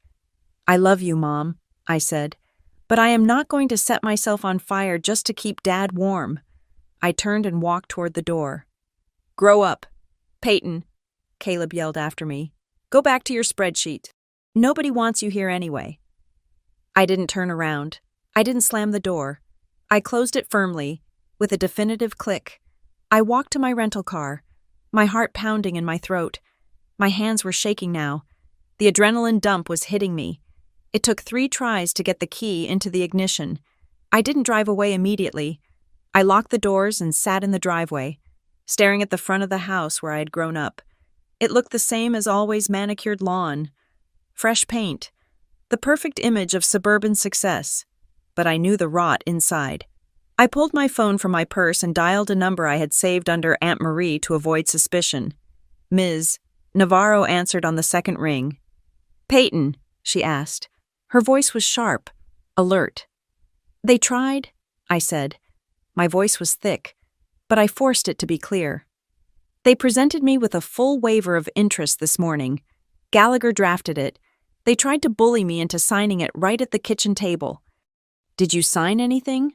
Navarro asked instantly. "No," I said. "I told them I wouldn't sign without counsel. Harold threatened to cut me off. He said the will gives everything to Caleb." "Let him threaten," Navarro said, her tone soothingly aggressive. "Let him wave that will around all he wants. Remember what we did. Peyton, we recorded those deeds 3 years ago. The trust is active. The deeds are stamped. The property hasn't belonged to Eleanor Price in 3 years. It belongs to the trust, and you are the trustee." "I know," I said, taking a deep breath. I needed to hear you say it. I needed to know that the waiver wouldn't have overridden the deeds." "If you had signed it, it would have made things messy," Navarro admitted. "We would have had to argue intent in court. It is good you walked away. But legally, you are standing on bedrock. They are standing on a trapdoor." I looked back at the house. I could see Harold pacing in the living room window. "They are planning a reading," I said. "A big ceremony. They want to do it next week. A celebration of legacy. They are going to announce Caleb as the owner in front of everyone." "Good," Navarro said. "Let them. The bigger the stage, the harder the fall. Do you have the suitcase?" "I do," I said. "Then go home. Peyton, go back to the city. Let them set the table. You just make sure you bring the main course when the time comes." "I will," I said. I hung up the phone. I put the car in gear and backed out of the driveway. I didn't look at the rearview mirror. I was done looking back. I drove toward the highway, leaving Hawthorne Ridge behind. They thought I was running away. They thought they had won because I had retreated. They didn't know that I wasn't retreating. I was just moving to a better firing position. The week leading up to the reading of the will was not spent grieving. I had done my grieving by the lake with Grandma Eleanor while she was still alive. This week was spent on logistics. It was spent preparing for a demolition. My apartment in Fairview City looked less like a home and more like a war room. My dining table was buried under stacks of paper, each pile representing a different weapon in the arsenal I was building. I treated this exactly like a high-stakes audit at Velerin. In my line of work, you do not go into a meeting with a hunch. You go in with data so undeniable that the other side has no choice but to surrender. I started with the physical evidence. I had the originals of the trust documents and the 7 quitclaim deeds. These were the holy grail. I took them to a professional print shop and made 3 high-resolution copies of everything. One set went into a safety deposit box at a bank across the street from my office. That was my failsafe. If my apartment burned down, if my car was stolen, if Harold somehow physically wrestled the papers away from me, the truth would still exist in a vault that required a biometric scan to open. The second set went onto 2 encrypted USB drives. One drive went on my keychain, the other went into the small, black, fireproof suitcase that sat by my front door. The suitcase was the centerpiece of my plan. It was nondescript, scuffed at the corners, the kind of luggage you carry on a cheap flight, but inside, I organized the files with ruthless efficiency. I used color-coded tabs, green for the trust, red for the deeds, blue for the financials. I spent 2 nights building the blue section. This was the forensic accounting of Caleb's theft. I pulled the bank statements Grandma had given me and the chaotic ledgers Caleb had submitted. I built a master spreadsheet that tracked every single dollar that had entered and left the estate accounts over the last 5 years. The data was damning. I created a graph overlaying the emergency repairs against the local weather reports. Caleb had billed the estate $4,000 for storm damage roof repair on a week where the weather in Hawthorne Ridge had been 70 degrees and sunny. He had billed for frozen pipe replacement in mid-September. I printed these graphs on heavy cardstock. They were simple, visual, and impossible to argue with. I wasn't just going to tell them Caleb was a thief. I was going to show them the receipts. But I needed more than just internal documents. I needed the world to confirm my reality. I logged into the county's public records database. It is amazing what people ignore because they are too arrogant to look. I searched for Eleanor Price. The results populated the screen instantly. There they were. 7 entries, dated 3 years ago. Grantor Eleanor Price. Grantee, the Price Mercer Living Trust. Status recorded. Valid. I downloaded every single digital receipt. Each one had a unique recording number and a digital timestamp. These proved that the transfer wasn't some secret backroom deal. It was a matter of public law. Mr. Gallagher, the family attorney, could have found this in 30 seconds if he had bothered to do a title search, but he hadn't. He assumed that because he wrote the will, he controlled the assets. That arrogance was his fatal flaw, and I was going to exploit it. Then, I did something that wasn't in the original plan. It came to me at 3 in the morning while I was staring at a tax return Harold had filed for the estate 2 years ago.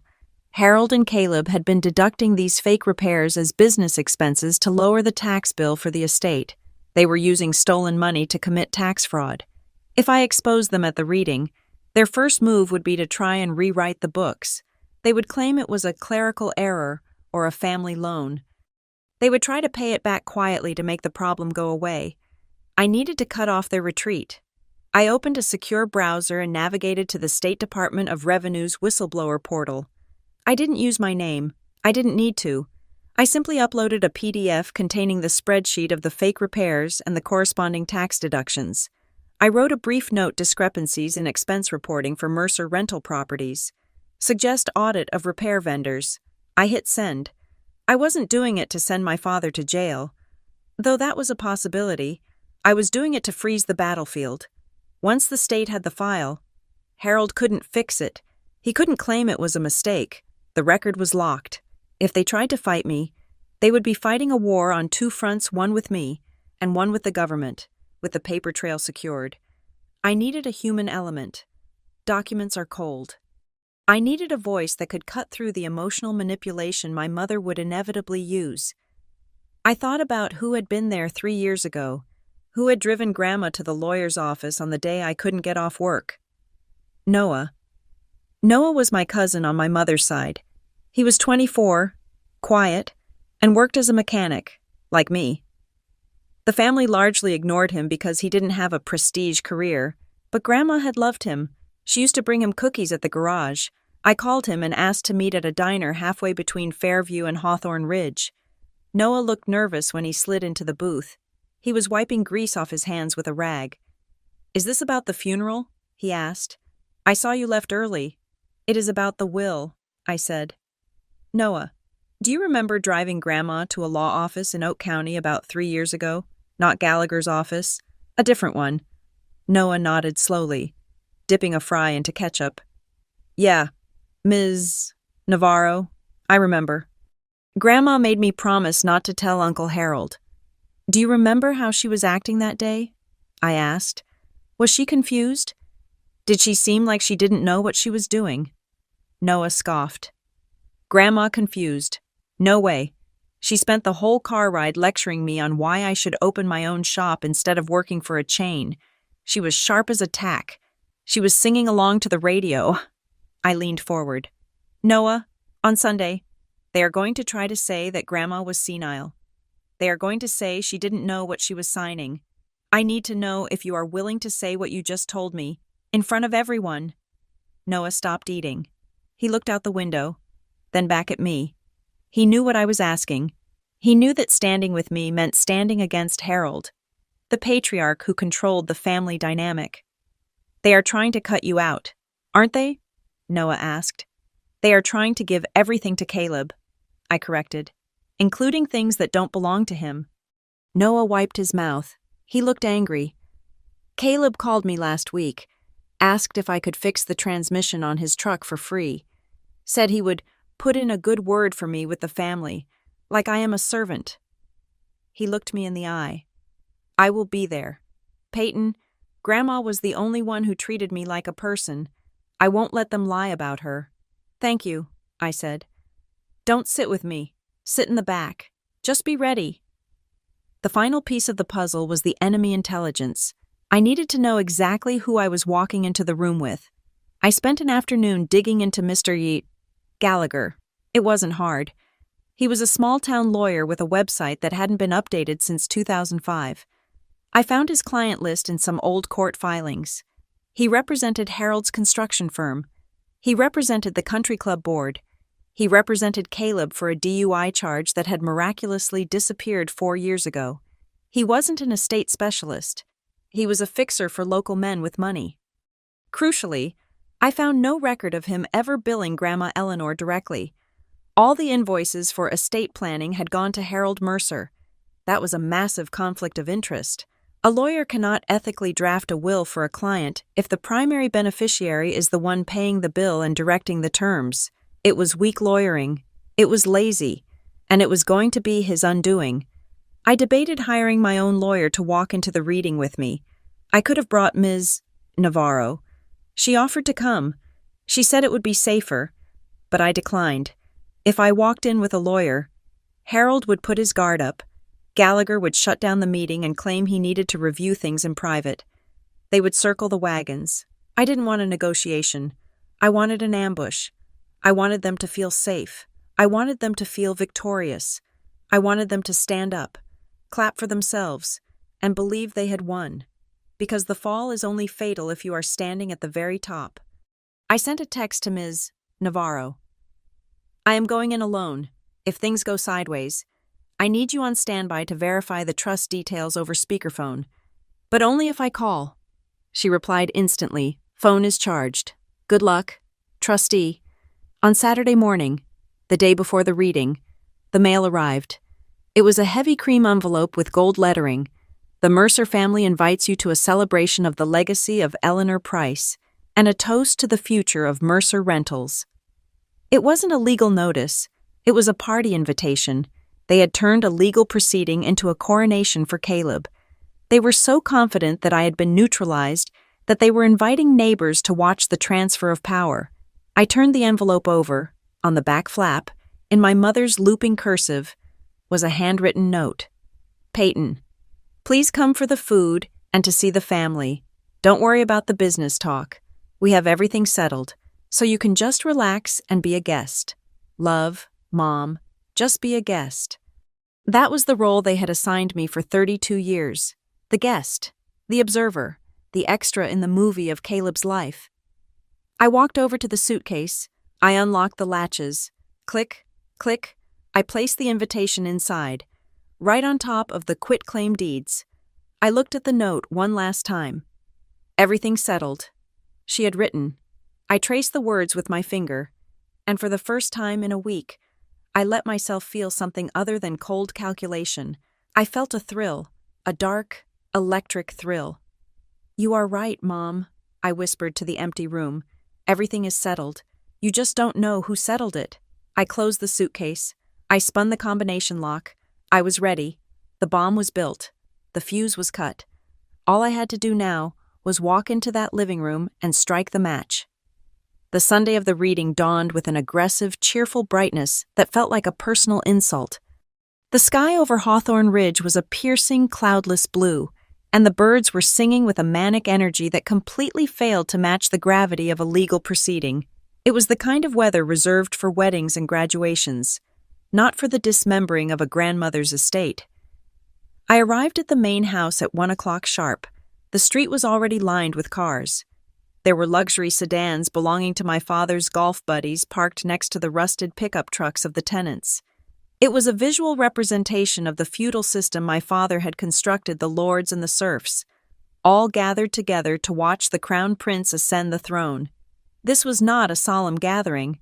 I realized that the moment I stepped out of my car, there was no hush of mourning. There was laughter drifting from the open front door. There was the clinking of glassware.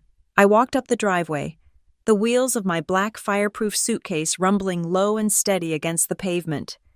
To anyone watching, I looked like a traveler who had just arrived from the airport.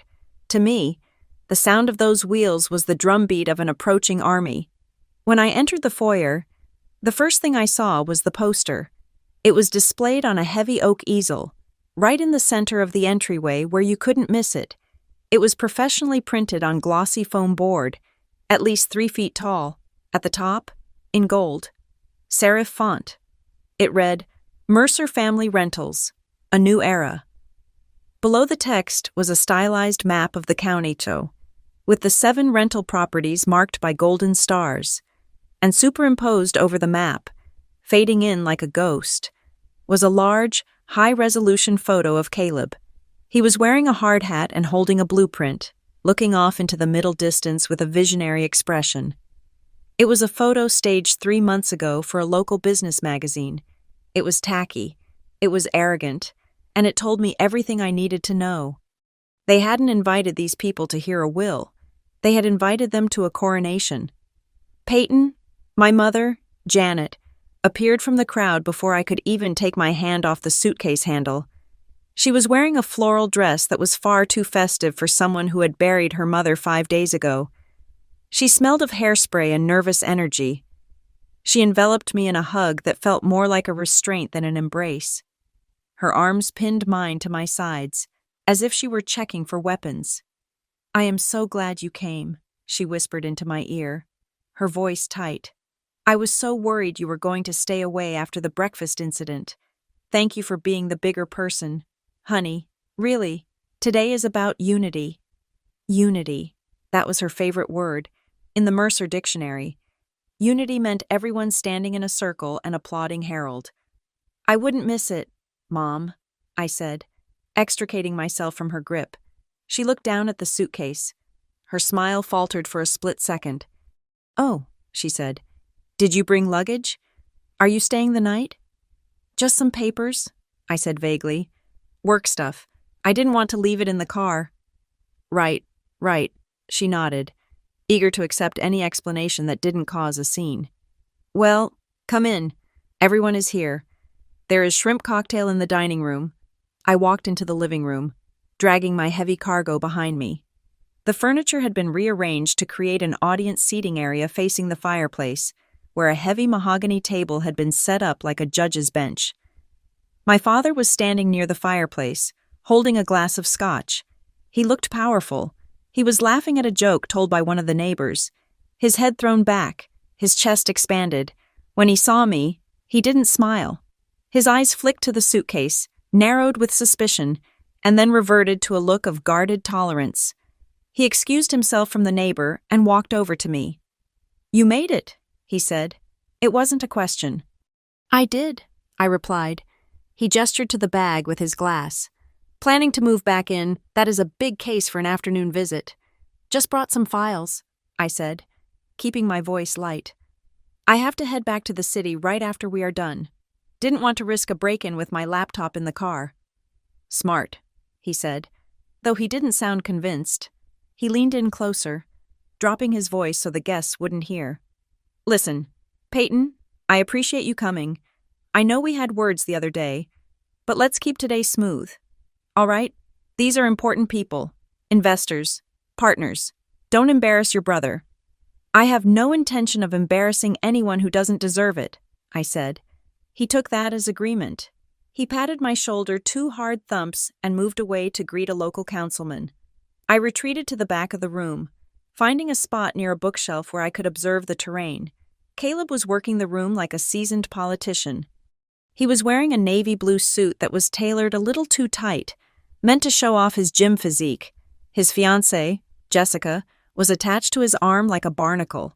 She was beaming, accepting congratulations from everyone she passed.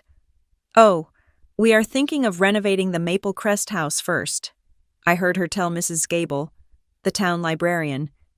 "The kitchen is just so dated. We want to put in quartz countertops and raise the rent to market rate." I felt a flash of cold anger. The Maple Crest house, the one where she thought she was going to put in quartz countertops, was the same house where Caleb was currently hiding a family and stealing the rent. She didn't know. She had no idea she was marrying a fraud. She just saw the New Era poster and saw dollar signs. I scanned the crowd. I needed to know exactly who was here. I counted 32 people.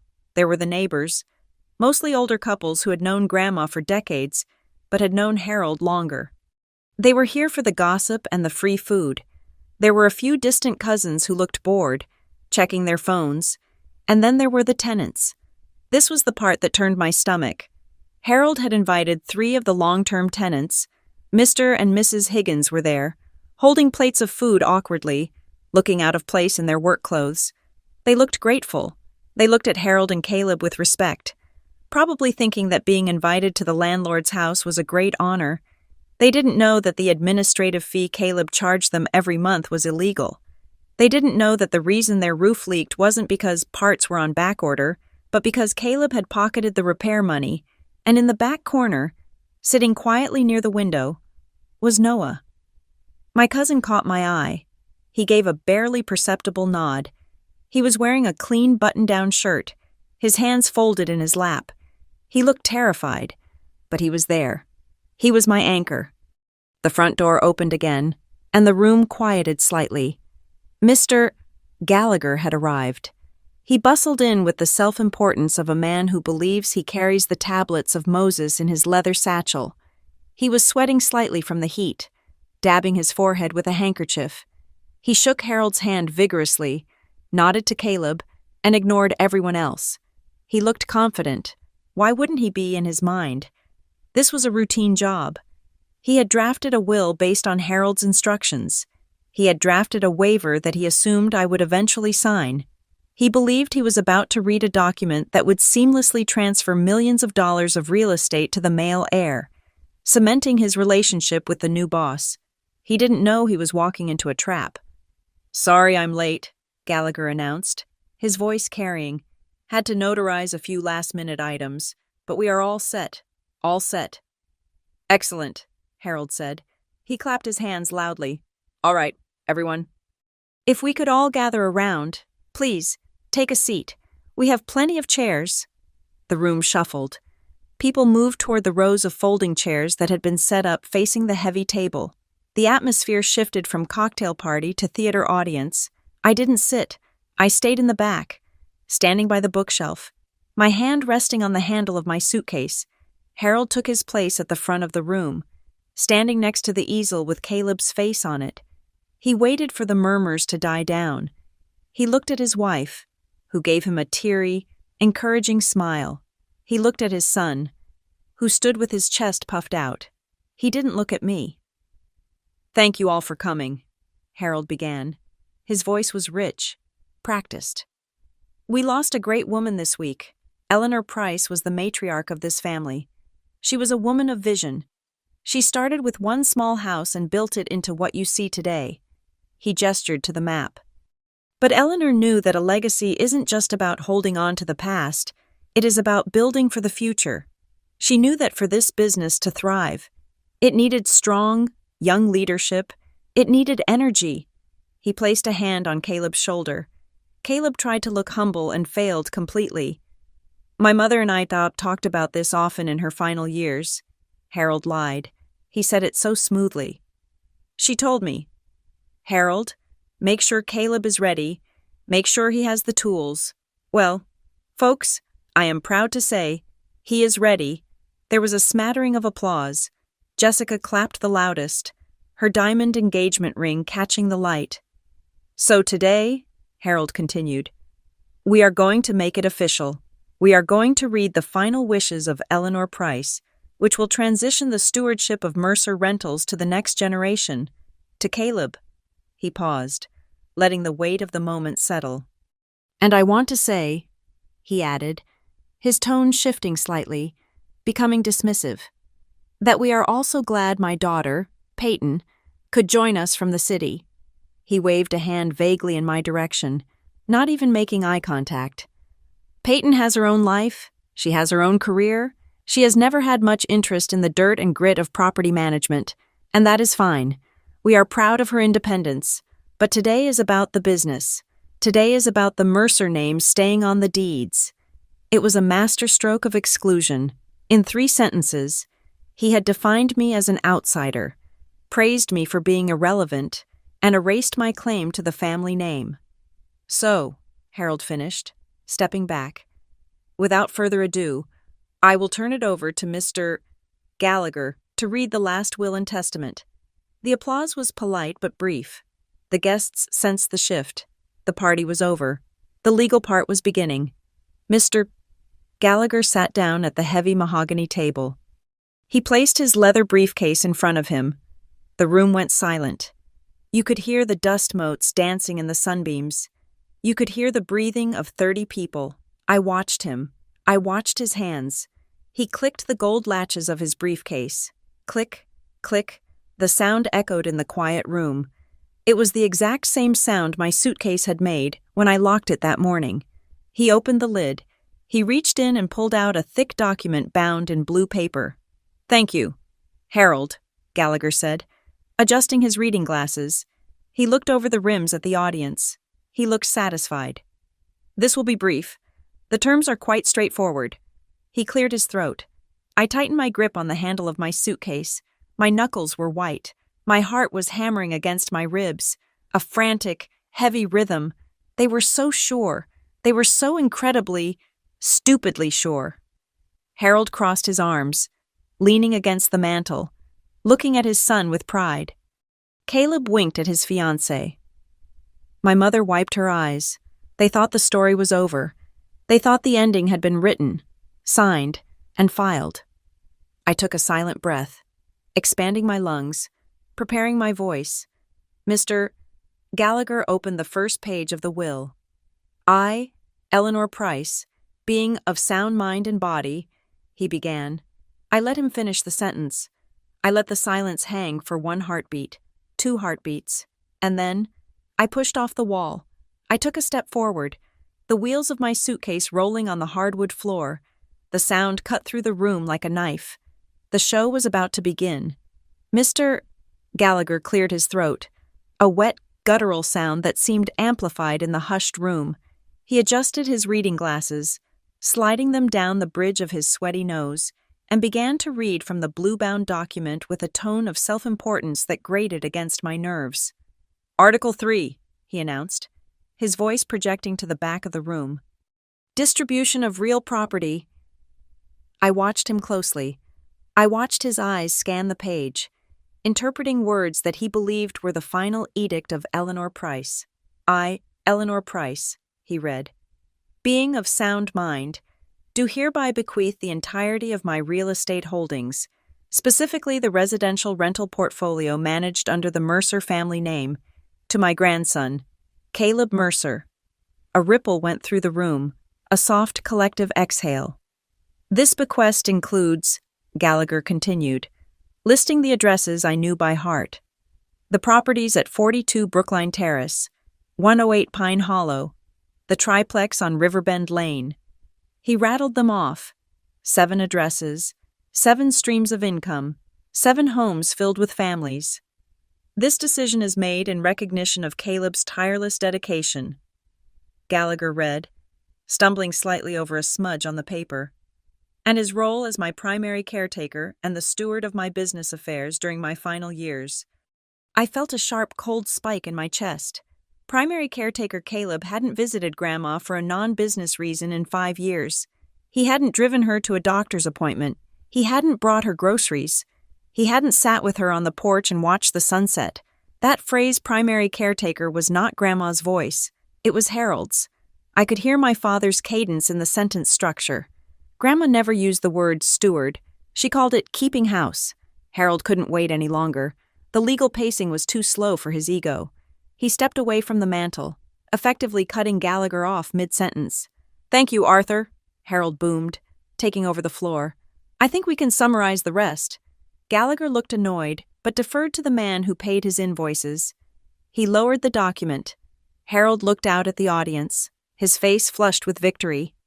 "We all know what my mother wanted," Harold declared. "She was a traditional woman. She believed in keeping the family name on the deeds, and frankly, she knew who had the grit to handle the pressure." He placed a heavy hand on Caleb's shoulder again. Caleb beamed, looking down at his shoes with a practiced modesty that fooled everyone but me. "All 7 rental houses will go into Caleb's name immediately," Harold announced. "He is the new face of Mercer Rentals." Then, he turned his head slightly. He didn't look at me. He looked past me, at the wall behind my head.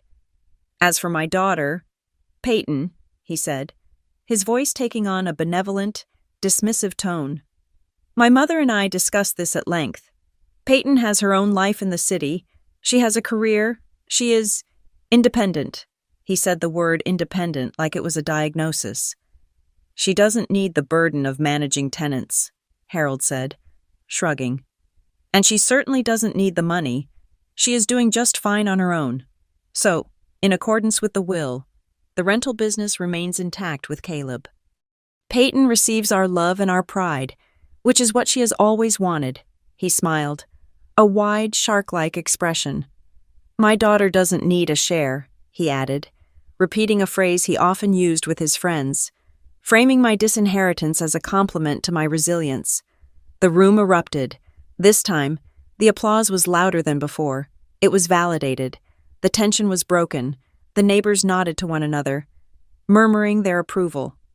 That makes sense, I heard Mrs. Gable whisper. Caleb is the one who lives here. Peyton is so smart, another cousin said, loud enough for me to hear. She probably makes a fortune at that analytics firm. She doesn't need Grandma's money. They looked at me, but they didn't see a victim. They saw a woman who had been successfully pruned from the family tree to let the main branch grow stronger. Their eyes held a mix of pity and judgment. Pity because I was left out. Judgment because they assumed I didn't care. My mother, Janet, was standing just behind Harold. She reached out and squeezed Caleb's arm. Her eyes were wet with tears. She looked at her son with a burning, terrifying pride. She wasn't crying for her dead mother. She was crying because her baby boy had finally won. She had spent her life mediating, smoothing over cracks, and ensuring this exact moment happened to her. This wasn't theft. It was order. I sat perfectly still. My hands were resting on the handle of the black suitcase. My heart rate, which had been thumping hard earlier, began to slow down. Thump, thump, thump. It was the calm of the sniper before the shot. It was the absolute clarity of knowing the outcome before the dice stopped rolling. They were celebrating a fiction. They were clapping for a ghost story. Mr. Gallagher, sensing the climax of the event, tapped his papers on the table to straighten them. Well, the lawyer said, looking at his watch, I believe that concludes the reading of the primary assets. I have the transfer documents here for Caleb to sign. We can get the notary over here in a few minutes and wrap this up. He reached for his pen. He was about to close the blue folder. He was about to seal the lie. The applause died down. People started to shift in their chairs, ready to head back to the buffet for more shrimp cocktail. Harold was already turning to shake the hand of the councilman. I stood up. I didn't do it quickly. I didn't jump. I stood up slowly, deliberately, unfurling my height until I was the tallest thing in the back of the room. I pulled the handle of my suitcase. The wheels groaned slightly on the wood. Excuse me, I said. My voice wasn't a shout, but it cut through the chatter like a razor blade. Harold froze. He turned slowly, his smile tightening into a grimace. Caleb looked up, annoyed. My mother put a hand to her mouth. If everything is clearly settled, I said, walking out from the shadow of the bookshelf into the center aisle, then I just have one question. The room went dead silent. The neighbors turned in their seats. They had forgotten I was there. They had bought the narrative that I was the cool, distant daughter who was fine with everything. They weren't expecting a scene. I stopped in the middle of the room. I was 10 feet away from the table where Gallagher sat. I was surrounded by 30 people who wanted me to sit down and shut up. I didn't look at my father. I didn't look at my brother. I didn't look at my mother. I locked my eyes onto Mr. Gallagher. He looked up at me, his pen hovering over the paper. He looked confused. He was a man who was used to deference, used to being the smartest person in the room by default. Peyton, Harold barked, stepping forward. What are you doing? We are done here. I ignored him. I kept my gaze fixed on the lawyer. Lawyer, I said. I let the word hang there. I stripped him of his name. I stripped him of his status. I reduced him to his function. You really don't know, do you? The question hit the room with the force of a physical blow. It was so calm, so genuinely curious. that it was terrifying. Mr. Gallagher blinked. His mouth opened slightly, then closed. He looked down at his papers, then back up at me. A flicker of doubt crossed his face. He was a bad lawyer, but he had been in the game long enough to know the scent of danger. Pardon me, Gallagher stammered. Know what? Ms. Foster. He started flipping through the pages of the will he had just read, his fingers fumbling. He was checking for a missing page. He was checking for a codicil he might have dropped. He thought the trap was in his briefcase. What is she talking about? Caleb demanded, standing up. Peyton, sit down. You are ruining the party. You don't know, I repeated to Gallagher, my voice dropping an octave, becoming softer, deadlier. You stood up here and read a will transferring 7 properties. You accepted a fee to draft that document, and you really, truly have no idea what you just did. The silence in the room was suffocating. The air conditioner hummed. A fly buzzed against the window pane. Harold's face turned a deep, violent shade of red. He marched toward me. That is enough, he shouted. You are embarrassing this family. You are embarrassing yourself, I told you. If you pull a stunt— It is not a stunt, Dad, I said, not breaking eye contact with the lawyer. It is a malpractice suit waiting to happen. Gallagher went pale. He stopped flipping pages. He looked at Harold. Then he looked at me. He saw the suitcase. Harold, Gallagher whispered, his voice trembling. Harold, what is she doing? She is leaving, Harold yelled. He reached out to grab my arm. I didn't flinch. I didn't back away. I reached down to the suitcase. Click, I unlocked the first latch. Click, I unlocked the second latch. The sound was loud in the quiet room. It sounded like the cocking of a weapon. You read the will, lawyer, I said, lifting the lid of the case. Now, let me read the public record. I reached inside. My hand brushed against the cool, smooth surface of the heavy cardstock. I felt the raised gold seal of the county register on the top document. I pulled the stack of papers out. The gold seals caught the afternoon light, gleaming brightly. I held them up. You can't give away what you don't own, I said. Harold stopped mid-step, his eyes fixed on the gold seals. He didn't know what they were yet, but he knew, deep in his gut, that they were the end of his world. I dropped the stack of deeds onto the table in front of Gallagher. Thud. Read the date, I commanded. I dropped the stack of documents onto the mahogany table. The sound was heavy, a dull thud that seemed to echo against the high ceilings of the living room.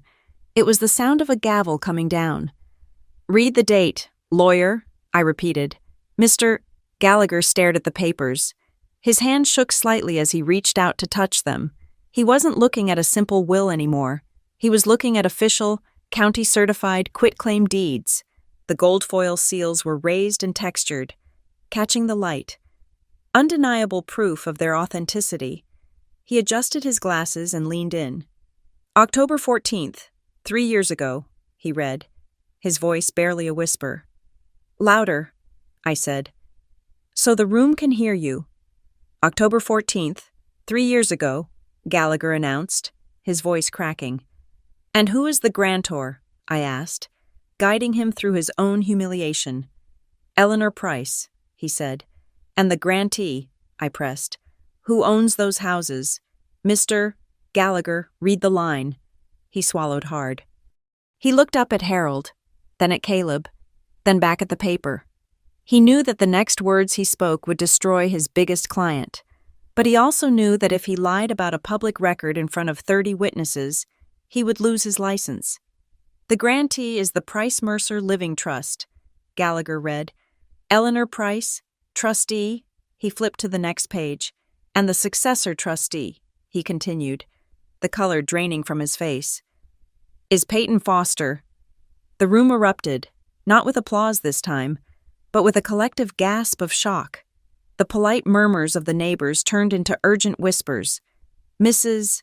Gable covered her mouth with her hand.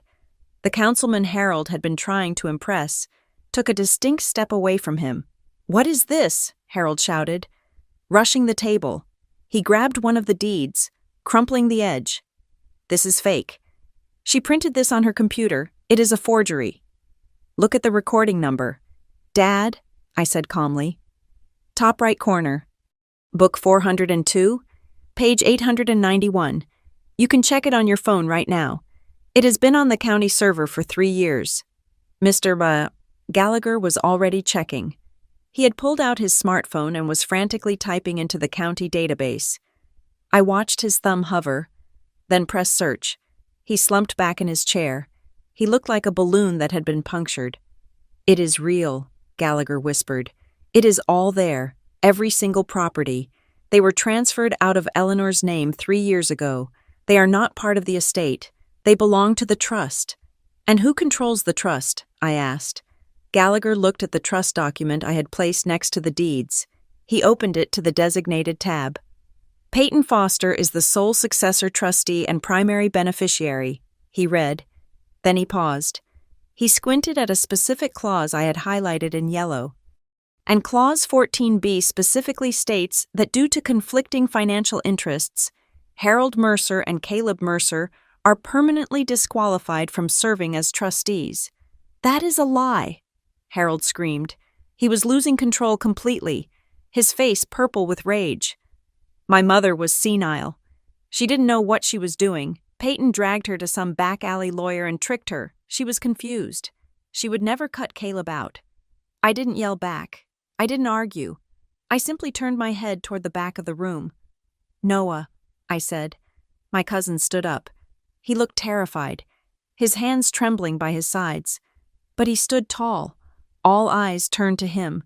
Harold looked at him with a mix of confusion and betrayal. "Noah drove Grandma to the appointment," I told the room. "Noah, tell them, was Grandma confused that day?" Noah cleared his throat. "No," he said. His voice was shaky at first, then it grew stronger. "No, Uncle Harold, she wasn't confused. She was sharp. She actually made the lawyer rewrite a page because she wanted to make sure the charity clause was correct. She said," he paused, looking at Caleb. "She said she needed to protect the houses from people who treat them like ATMs. "Charity clause," Harold snapped. "What charity clause?" I reached into my suitcase and pulled out the final deed, the one for the small house on Cedar Street. "The Rodriguez family," I said, looking toward the back row where the quiet couple sat holding hands. "Mr. and Mrs. Rodriguez, could you stand up, please?" They stood, looking bewildered and frightened. "Grandma Eleanor didn't put your house in the main trust," I said, my voice softening. "She put it into the Price Education Fund. The deed mandates that the rent you pay goes directly into a scholarship account for Sophia's nursing degree. As long as you live there, that money pays for her college. It doesn't go to the Mercers." Mrs. Rodriguez burst into tears. She covered her face, sobbing into her husband's shoulder. Mr. Rodriguez looked at me, then at the empty chair where Grandma used to sit, and whispered a thank you that was louder than any shout. The room was dead silent. The contrast was brutal. On one side, Harold and Caleb, greedy and grasping. On the other, a grandmother who had secretly funded a girl's education. "You see," I said to the room, "she wasn't senile. She was just kind, and she knew exactly who would try to undo her kindness if she didn't lock it down." I turned back to Gallagher. "Mr. Gallagher," I said, "my father gave you a will to read, but a will only covers what a person owns when they die. Since these houses were moved into the trust 3 years ago, Eleanor Price owned nothing at the time of her death. The will you are holding is a wish list for assets that don't exist." Gallagher closed the blue folder. He pushed it away from him as if it were contaminated. "She is right," Gallagher said, his voice defeated. He looked at Harold. "Harold, the will is valid for her personal effects, her jewelry, her furniture, but the real estate, it is gone. It is in the trust. I can't probate property that isn't in the estate." "No," Caleb slammed his fist on the table. "This is bullshit. I have been managing those places. I have been doing the work. You can't just walk in here with a suitcase and steal my future." "I am not stealing anything. Caleb," I said, "I am stopping you from stealing." I reached into the suitcase one last time. I pulled out the blue binder, the forensic accounting, the graphs, the weather reports. I slammed it down on the table. This, I said, pointing to the binder, is a record of every single emergency repair you billed to the estate in the last 5 years. Roof repairs during sunny weeks, pipe bursts in the summer, tens of thousands of dollars funneled into cash payments for vendors that don't exist. Caleb's face went white. The bluster drained out of him instantly. He knew exactly what was in that binder. I haven't sent this to the other family members yet, I said, lying slightly about the scope of my distribution to keep the pressure on him personally. But let me be clear. If you or Dad try to fight this trust, if you try to drag me to court, or if you ever try to pressure me to sign a waiver again, I will hand this binder to the district attorney, and you won't be fighting for a house. You will be fighting to stay out of prison for embezzlement and tax fraud. Harold looked at the binder. He looked at the deeds. He looked at the neighbors, who were now staring at him with open disgust. The New Era poster with Caleb's face on it suddenly looked like a joke. He crumbled. The arrogance evaporated, replaced by a pathetic desperation. "Peyton," he pleaded, his voice cracking. "Peyton, please, we are family. Dad just wants to keep everything together. You are destroying us. Why are you doing this? Why are you ruining everything?" "I am not ruining anything, Dad," I said. "I am keeping the promise I made to Grandma. She knew you would try to rewrite the story. She knew you would try to make Caleb the hero. She trusted me to keep the record straight." "You are a snake," Caleb spat, tears of rage in his eyes. "You were spying on us. You were planning this." "I was paying attention," I corrected. "There is a difference." I looked around the room. My mother was sitting in her chair, her face buried in her hands, weeping silently. Nobody was comforting her. The guests were awkwardly gathering their purses, desperate to leave. The party was over. "Mr. Gallagher," I said, "please confirm for the record, right now, who holds the title to the Mercer rental properties?" Gallagher stood up. He straightened his tie. He looked at the deeds one last time. "According to the official records of Oak Ridge County," Gallagher announced formally, "the properties are held by the Price Mercer Living Trust. Peyton Foster is the trustee. The estate has no claim." It was done. The gavel had fallen. I didn't smile. I didn't cheer. I just closed the latches on my suitcase. Click, click. I looked at the tenants, Mrs. Higgins, the Rodriguez family.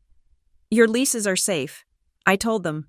"The rent stays the same, and the repairs will actually get done now. I will be in touch next week."